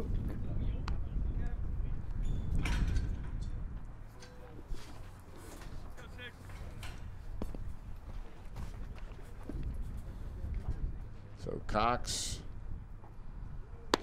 there's a good pitch, strike. Yeah, you're right. That was a nice pitch. He has a nice, easy motion, Colin Cox.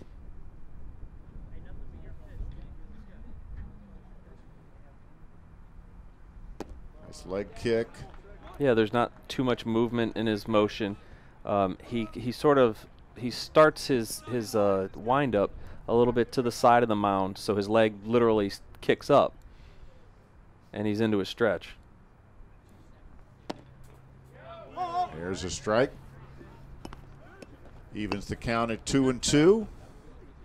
I gotta say, Michael, I like the purple Raptors uniforms to go along with the. Not that the Germantown Griffin green was bad, but I like the purple. I do too. I really do. And there's strike 3. Nice inning for Colin Cox.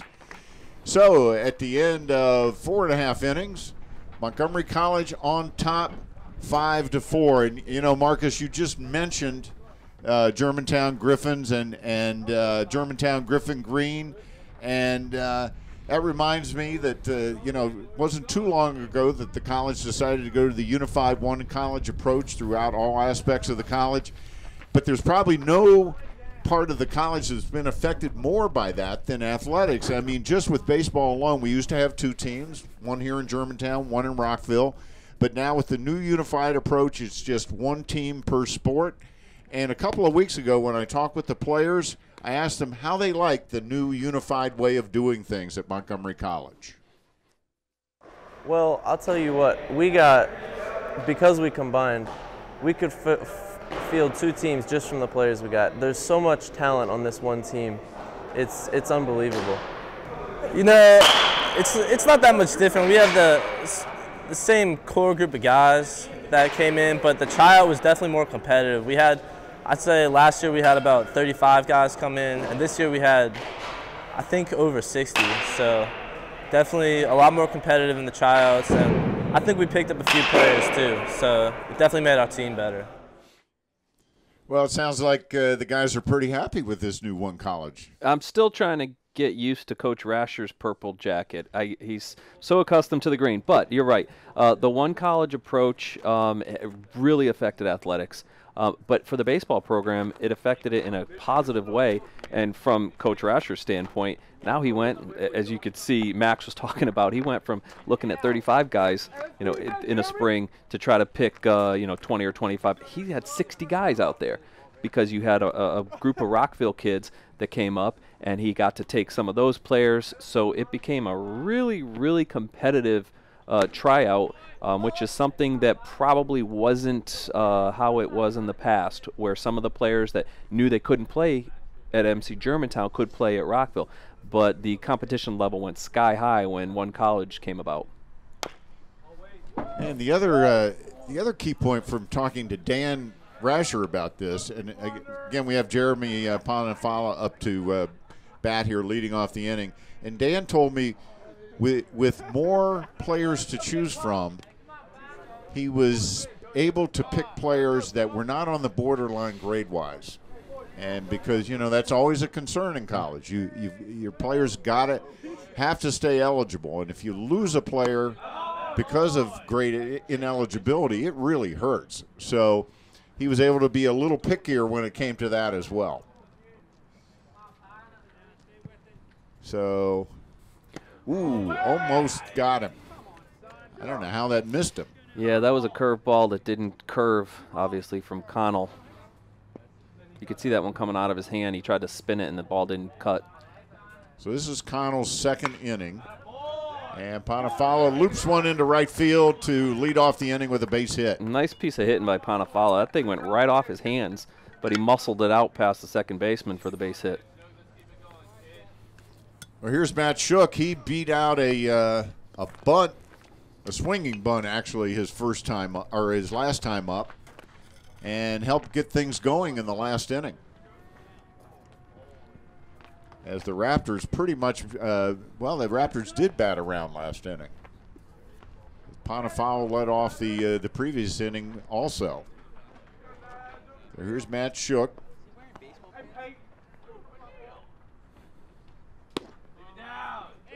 The Raptors don't run as much as they have in the past. They used to be, and it's probably the players that they have. Yeah, you got a lot of guys that can hit the ball out of the park in this lineup. And they're going to put a pinch runner in now for Jeremy Panafala, number 4, Joseph Coleman. And that could change our running equation. Yep, it could. It could, because Coleman does have a couple of steals on the season. So Coleman goes in for Panafala.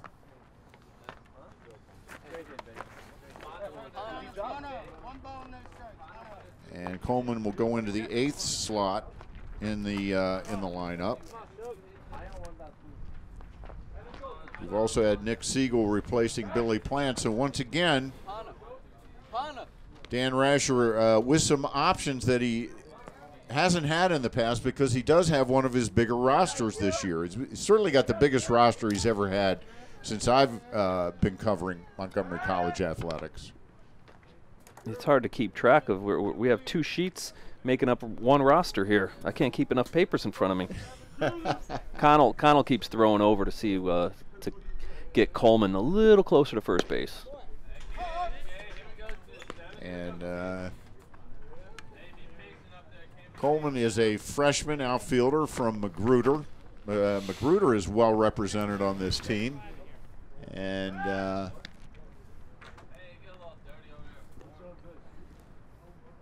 big-time basketball program at big-time basketball program. And, of course, a Montgomery College graduate is the head coach there of the basketball program at Magruder.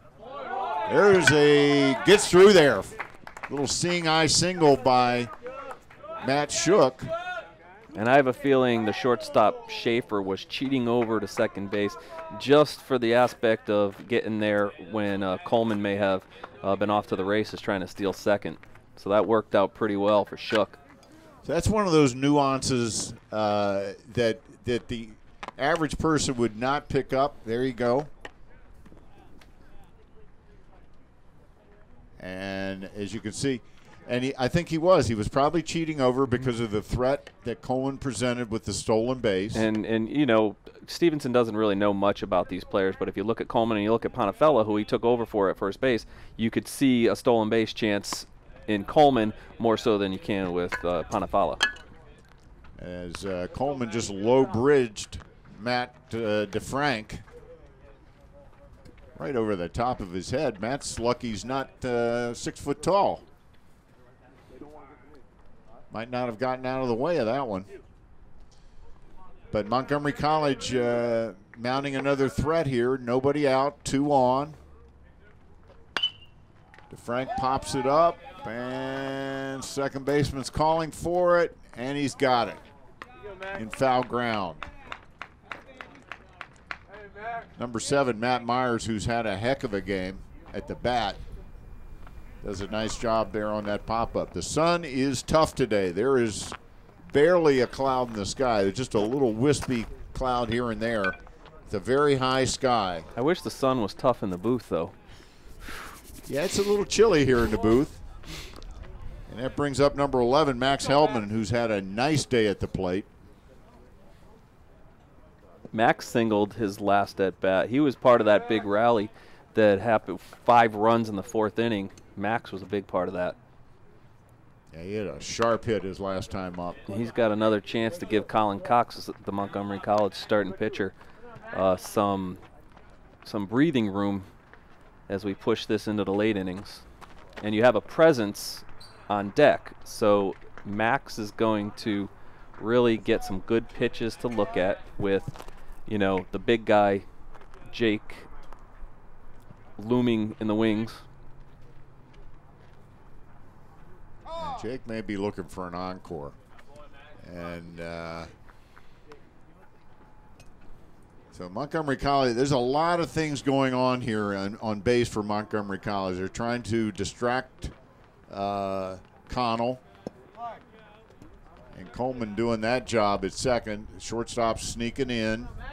Back out. There's the pitch low. Evens the count at 1-1. 1 out, 2 on. Montgomery College on top, 5-4. After a big 4th inning. We've had 2 big innings by each team, and the rest a bunch of goose eggs up there. As Stevenson scored 4 in the top of the 3rd, Montgomery College answered that with 5 in the bottom of the 4th, and that's where we sit.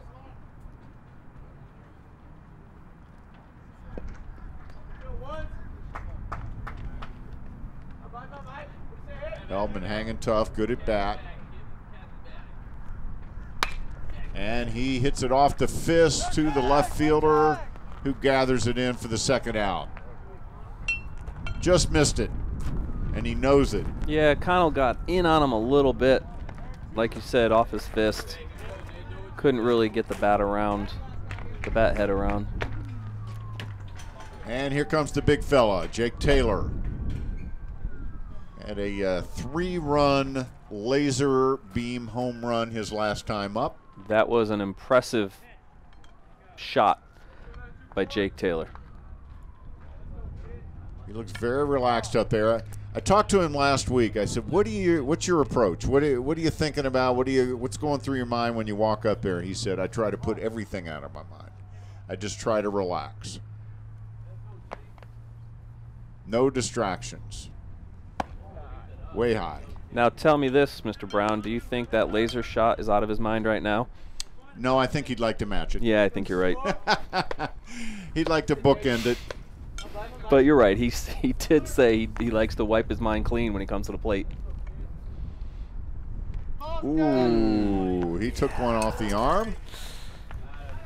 Well, we're not in the major leagues. There's hopefully I think our director from the truck, Scott Youngblood, is ready to charge the mound. Yeah, I'm hoping we don't see something like we did in the major leagues. What was it last week with the? I think it was the Dodgers and the Padres. No, we don't want to see that. No, that was ugly. But that and you got looked like it might have had a little bit of a message to it. I mean, you know that Connell didn't want to pitch to Jake Taylor, but he probably just wanted to. He just wanted to get the ball in on him, but a little too much in.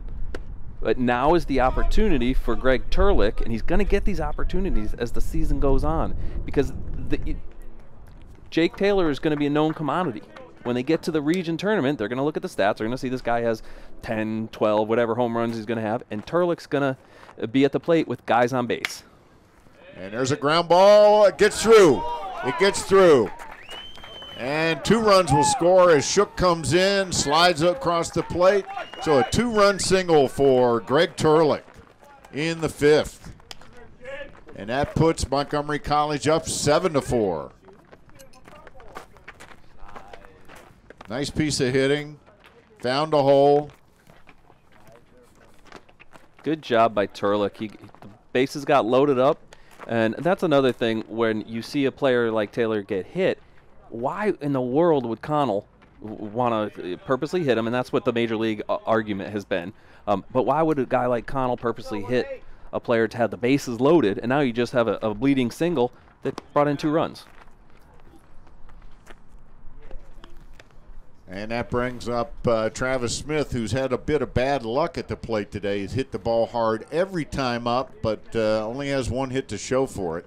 The other 2, the shortstop has done him in. So we got him fishing on that one. Fooled him. Yeah, I think Travis was expecting something else on that pitch. 1 ball, 1 strike, 2 outs. Still 2 on for Montgomery College, so they're still threatening. And there's a shot. That's a base hit for Travis Smith. They hold Taylor at third. The ball got out there so quickly that they really had to hold Taylor. Yeah, nice piece of hitting by Travis. He waited on that.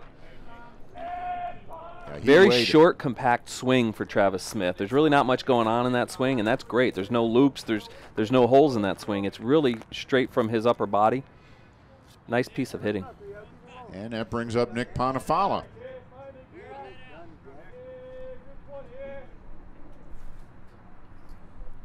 He's a freshman starter. And he popped out his last time up.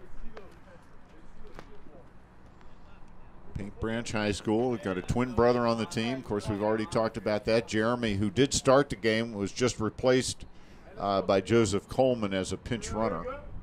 And, of course, Coleman scored. The ball's high. No action in the Stevenson bullpen. They did say that Connell would only pitch 1 or 2 innings, but, of course, I'm sure they're hoping he'll get through this inning, and then perhaps they'll start the next inning with a new pitcher. Beautiful shot there. Look at that. Gorgeous. Great day to be at work. It really is. If you can call doing a baseball game work, there are some of us who do. I can't say it. At least I won't say it too loud. Bases loaded. Bottom of the 5th inning. Ponifala can really bust this game open. Boy, a base hit here really would. And he hits a high pop-up into left center. The center fielder has it for the 3rd out of the inning. So after 5 complete innings, Montgomery College tacks on a couple more runs to boost their lead to 7-4. And you know, Marcus, going back again to my visit with these MC players, one of the things that I asked them was what they liked most about playing ball at Montgomery College. And, you know, when you listen to these answers, I think you're going to find that there's a common theme. Definitely the team. We're a good group of guys. Love being with them. Love the trips out of state and everything. It's definitely the team.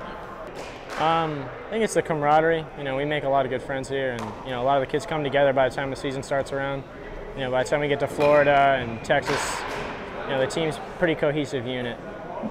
I think it's definitely the team. I mean, we get so close during the season. Off season, we still hang out, and I just love all these guys. You know, it's a great team. It's probably one of the best teams I've played for, and it's just a lot of fun. Well, that's a tight-knit group, Marcus. Well, they're college kids, and not only are they going to class together, but they're playing baseball together. So, I mean, they're having the time of their lives, and they're playing great baseball. So, you know, I'm sure they understand how cool of an experience that this is for them. Not everybody gets the opportunity to leave high school and go play at the next level, and they're getting that opportunity, and you know, and they're taking advantage of it as well. They should. They're college kids, and this is great for them. And you know, having that kind of tight-knit group, that really helps as you work your way through a long season and head down that stretch toward the postseason too, don't you think? And it is a long season, so you have to have cohesion. You have to like each other. You know, that's the way it is. And you're going to get into tournaments. You have the opening. I think they went down to Florida. They're shooting for going to, you know, Texas, and in between there's a heck of a lot of baseball. So you have to have a tight-knit group like they were talking about. Well, Ian Eberle is leading off for Stevenson, and he's hit by a pitch.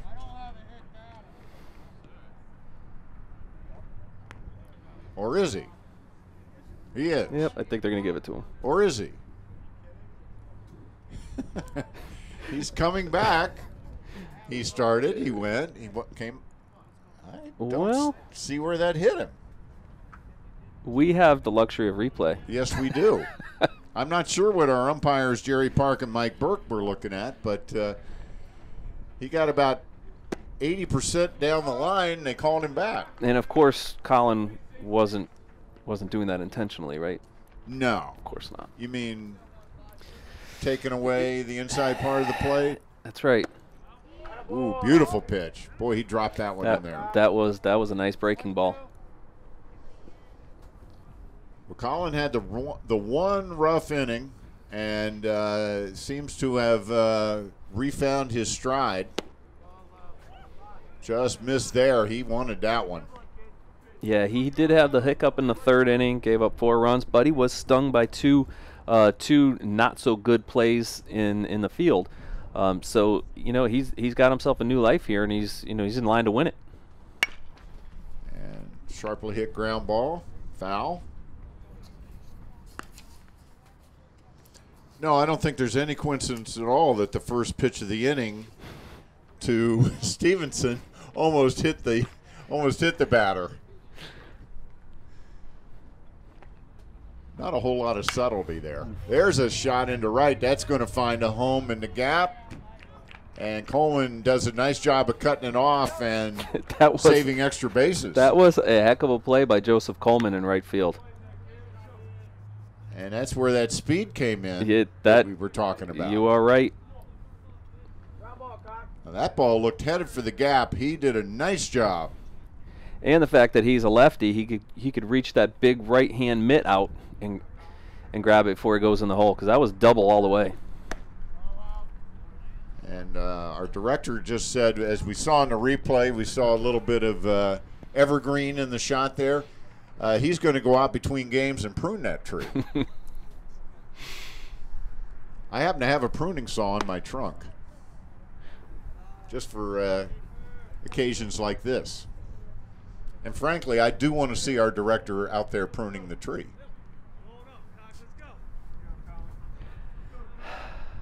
Or maybe we'll just have Jake Taylor go out there and just break the limb off. That's you know, with his bare hands. He could do that. Yeah. He talked about lifting weights. I think Mr. Youngblood will appreciate that more. Mm-hmm. We could get a shot of that. Nick Schaefer up, shortstop. He's had a fine game in the field. Really made a couple of real nice plays, heads-up plays out there. But again, we keep talking about these guys from Stevenson. These are scholarship varsity players. There's a good throw, And they got him. Travis Smith came up throwing. Beautiful job, and that's a big out. The transition from glove to hand was excellent by Travis. Boy, that was beautiful. One motion. It wasn't a great throw, but the transition was perfect. Looked a little like Matt Wieters there of the Orioles, the way he made that quick transfer.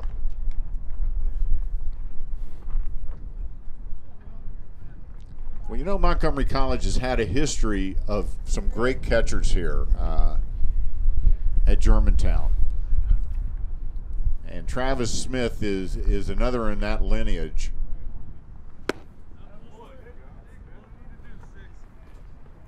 Pappas struck out his last at bat. Keith Pappas.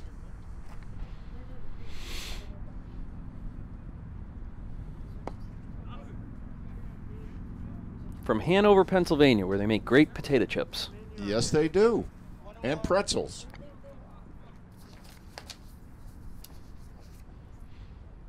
Is that where Utz is? I think that's Utz. Utz is out of You're right. Hanover? And I've driven past it a bunch of times. So the whole town smells like potato chips? To a point. 2 balls, 1 strike, 1 out. Oh, there's a shot out to left field. Nice catch there by Matt Shook. Matt Shook got a good jump on that ball. Made up some ground. Matt Shook has had a nice game here today, I'll tell you. Been on base a couple of times, scored a couple of runs, and then makes a fine play here in left. And he could read that from left field that the ball was going to be in, and when the ball's in, you kind of get up on your toes a little bit when you're in left field or whether you're playing third base, because that's pretty much the only place that they're going to be able to put the ball in play. That brings up the catcher, Casper, and he pops a foul out of play. There's not a whole lot of foul ground here. Behind home plate, it's very, very short, and not a lot on either baseline either, so not many foul pops caught here. Yeah, not exactly a pitcher's park, if you would. No, it's definitely not.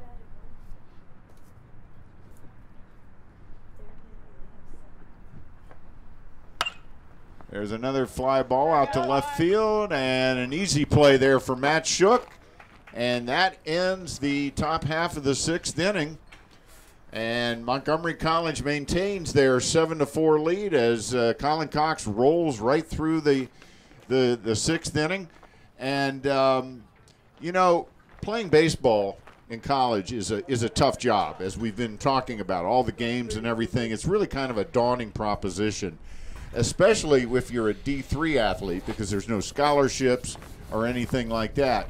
But it also can teach a lot of important life lessons. And I asked Jake Taylor and Travis Smith earlier this week what they've learned while playing baseball at Montgomery College. Hard work. You got to put in the effort to see the results. And I've learned with lifting, if I lift hard, my baseball career is going to get better. And when I think that to real life, if I work hard at school, I'm going to get more out of it. And there's no point in going to school if you're not going to try. Well, as far as life is concerned, I've learned here that it's very important to manage your time. I mean, we're out here playing ball 3-4 hours a day. I still got to get my homework done, maybe make a little money here and there. So definitely time management is a big thing baseball's taught me. Accountability also, because these guys on the team, I mean, they're my brothers. I lean on them, they lean on me. So if I mess up, I'm messing them up. They mess up, they're messing me up. So accountability is another huge thing. Well, I think these guys have learned some. It's obvious from listening to them that they've learned a lot of important things, and it's not just how to throw a curveball or how to hit a home run.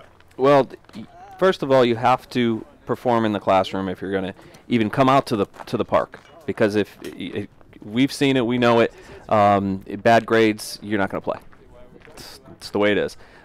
And time management. When we always talk to the students at Montgomery College, it's time management. But you throw in students that play basketball or baseball or soccer, and that's times 10.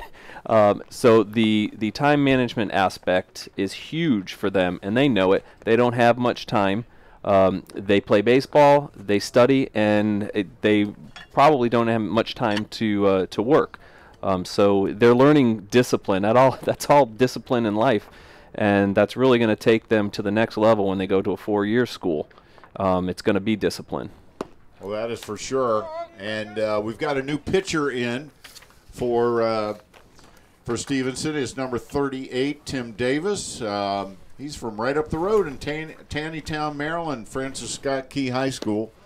And this is his first inning of work, and he's facing Nick Siegel, who replaced Billy Plant as the DH during that big inning a couple innings ago for Montgomery College.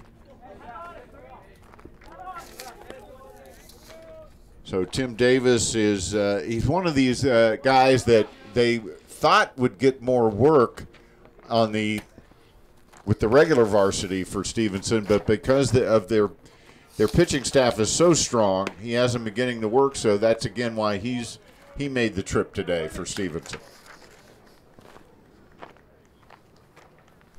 Well, it's a good opportunity for a kid like Tim Davis. And he gets Siegel to pop up to the first baseman. It looks like it dropped. The first baseman lost it. Yeah, the Sun, he'd never had a chance on that. As soon as the ball was up in the air, you could see the first baseman was totally lost behind the Sun. And it fell, and Siegel, hustling all the way, beats it out.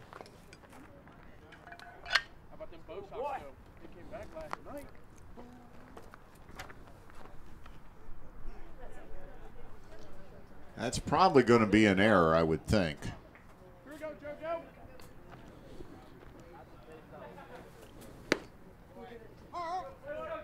And that brings up Joseph Coleman. Coleman came in as a pinch runner last inning and scored, and then in the top half of the other, there's a nice bunt. Boy, he really deadened that ball. And nice sack. Base running mistake there by Nick Siegel. Yeah, Siegel overran second base, obviously, and it sort of throws away a great bunt by Joseph Coleman. Boy, that was a textbook sacrifice. And he almost beat it out too. So Nick Siegel will probably hear about that one first from the teammates, and then probably a little more subtly by the coaching staff. Yeah, Rasher's gonna have a talk with with Mr. Siegel. And here's Matt Shook, who's had a real fine game for Montgomery College. Another freshman. A lot of freshmen playing today for Montgomery College. Again, those injuries, which have really been more of the sophomores that have been injured, except for Ian Velez, the freshman center fielder. And so these freshmen are getting a chance to show what they can do. And Matt Shook has had a fine game And when today. we're doing these games next year, we're going to be able to say, and Coach Rasher's going to be able to tell us that, hey, he got some playing time last year. He got a couple of good at bats last year. And there's another hit for Shook. Nice easy swing. And he lined it into the gap in right center field. That brings up Matt DeFrank. So a 2-out hit there for Shook to keep the inning alive. Not to compound the base running blunder by Siegel, but that's an RBI if Siegel's still out at second base. The guy who's coaching third, who also happens to be the head coach. Those are the little things that he talks about. Yeah. Not beating yourself. And there's a hit and run, but they get him at first for the third out. So that is the end of 6 complete innings of play, with Montgomery College on top 7-4. And while we have a minute, I want to tell everyone about MCTV's new sports show, The Raptor Report. Now, we cover everything there is to cover with MC Sports, all the latest games, results, awards, you name it, we cover it Plus, we'll take you behind the scenes to meet the coaches and players. So check out the all-new Raptor Report on MCTV 10 or on our YouTube channel at youtube.com/Montgomery College. So and you do a wonderful job with the Raptor Report, Mr. Michael Brown. Well, I have an awful lot of help, let me tell you. It's not it's impossible without all the help we have. We have such great and talented people at Montgomery College Television. And we have a new pitcher in for Montgomery College now. John Maloney, one of those Pilate kids, Pilate High School kids, is in. And let's take a look at Maloney's numbers here for the season. This is his 13th game. He's got he's pitched 24 2/3 innings, and he's got a 3.65 ERA on the year. 10 walks and 14 strikeouts for John Maloney. And mostly in relief. He's 2-2 on the year. 2 wins, 2 losses. And this is the first I've seen him pitch this year.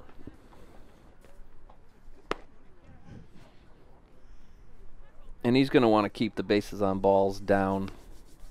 Well, this when you're at 7-4 in the 7th inning. This is Stevenson's last chance, remembering that because it is a doubleheader, this is, in effect, the top of the 9th. And this is a save situation for Maloney, so if you're coming in for a save, you're not going to want to throw the ball all over the ballpark. You want to put the ball over the plate and let these guys hit their way on. And that's one of the things that Dan Rasher talks about all season. When they've been hit, when they've lost games, when they've given up runs, it's because of hits. And it's not because they've been putting guys on base via the walk. So this is what Maloney's going to want to do.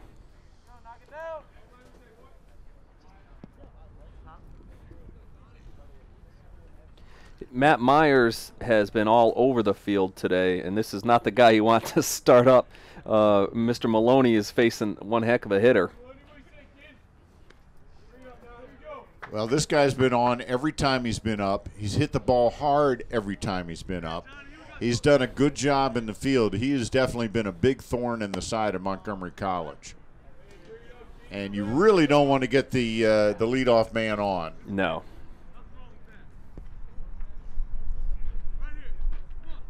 Yeah, but Myers has shown that he's a heck of a little player.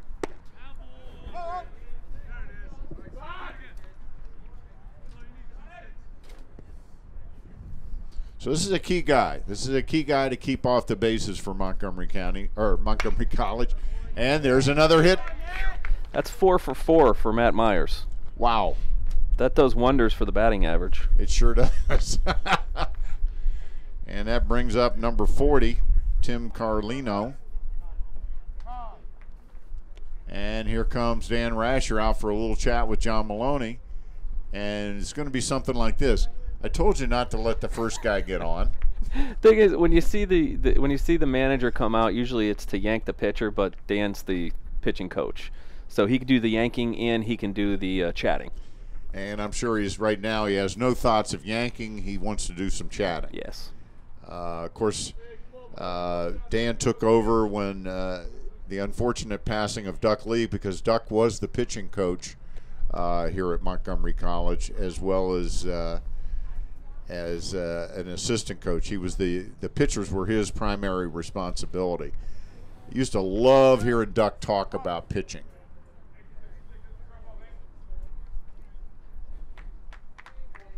All right, so man on first, and there's a strike. Carlino.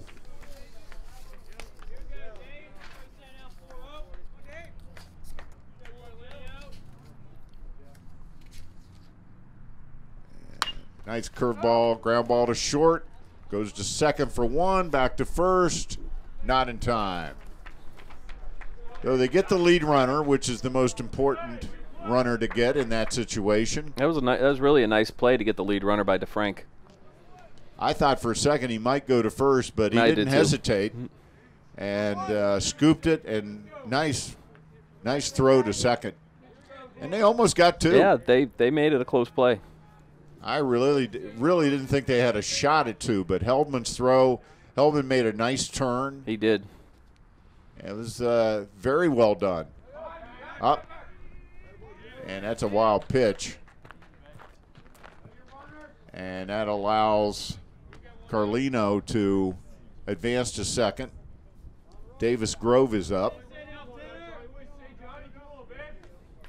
Man on second, 1 out. Montgomery College on top by 3. We're in the top of the 7th. And there's a foul out of play. And I want to keep mentioning that because they are playing a doubleheader, this 7th inning could be the last inning, depending on what Stevenson does. At this level, when they play a doubleheader, both games are 7 innings. There's a ground ball to short. He'll go to first. Whoa! Even Taylor couldn't get that one. And that's going to be a throwing error on Matt DeFrank as he just overthrew it. If you watch the replay, Matt DeFrank takes an extra crow hop before he throws the ball because he got such a Sunday hop on that ball. He thought he had nice time to collect himself, but the extra crow hop, all it does is make you think about the throw a little longer. And the more you think about a throw, the worse you're going to be. If he has to rush that throw, he's not thinking about it, and the ball's going to go right to Taylor, and he thought about it, and he made the error. And even with Taylor's reach, he couldn't quite come up with it. There's another ground ball to DeFrank, and he bobbles it, gets it to first, and he's safe at first.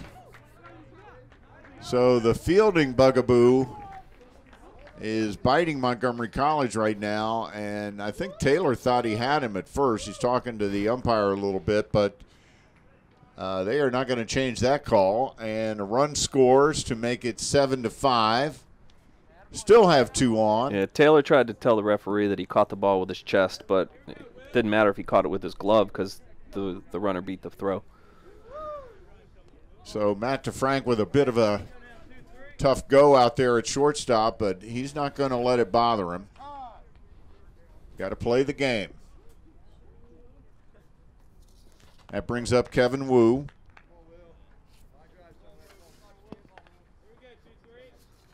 And I'm sure Maloney's thinking this baby should be over by now. Yeah, Maloney's getting dealt some bad luck. He definitely should be out of this game. So Stevenson has narrowed the MC lead to 2. They have 2 on. There's just 1 out. And there's a base hit into right field. That should up. They're going to hold him as Coleman gets it in quickly to Taylor, who cut it off. But Stevenson, not wanting to have a man thrown out at the plate, held the runner at third. Coleman got it in very quickly. He did. Coleman showed pretty good smarts out there in right field. It's a couple of good plays. That brings up Ian Eberle, the first baseman. Bases loaded now, 1 out. Stevenson's not going quietly. They sure aren't.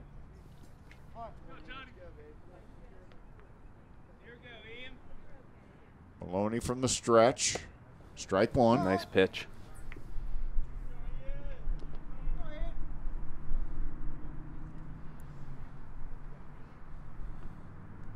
And this is a key situation here. I saw Coach Rasher put his head down when even when the throwback to Maloney got away from him a little bit. It's just sloppiness that he's seeing that he's not going to like. No, he doesn't like that. And there's a foul ball down the left field line.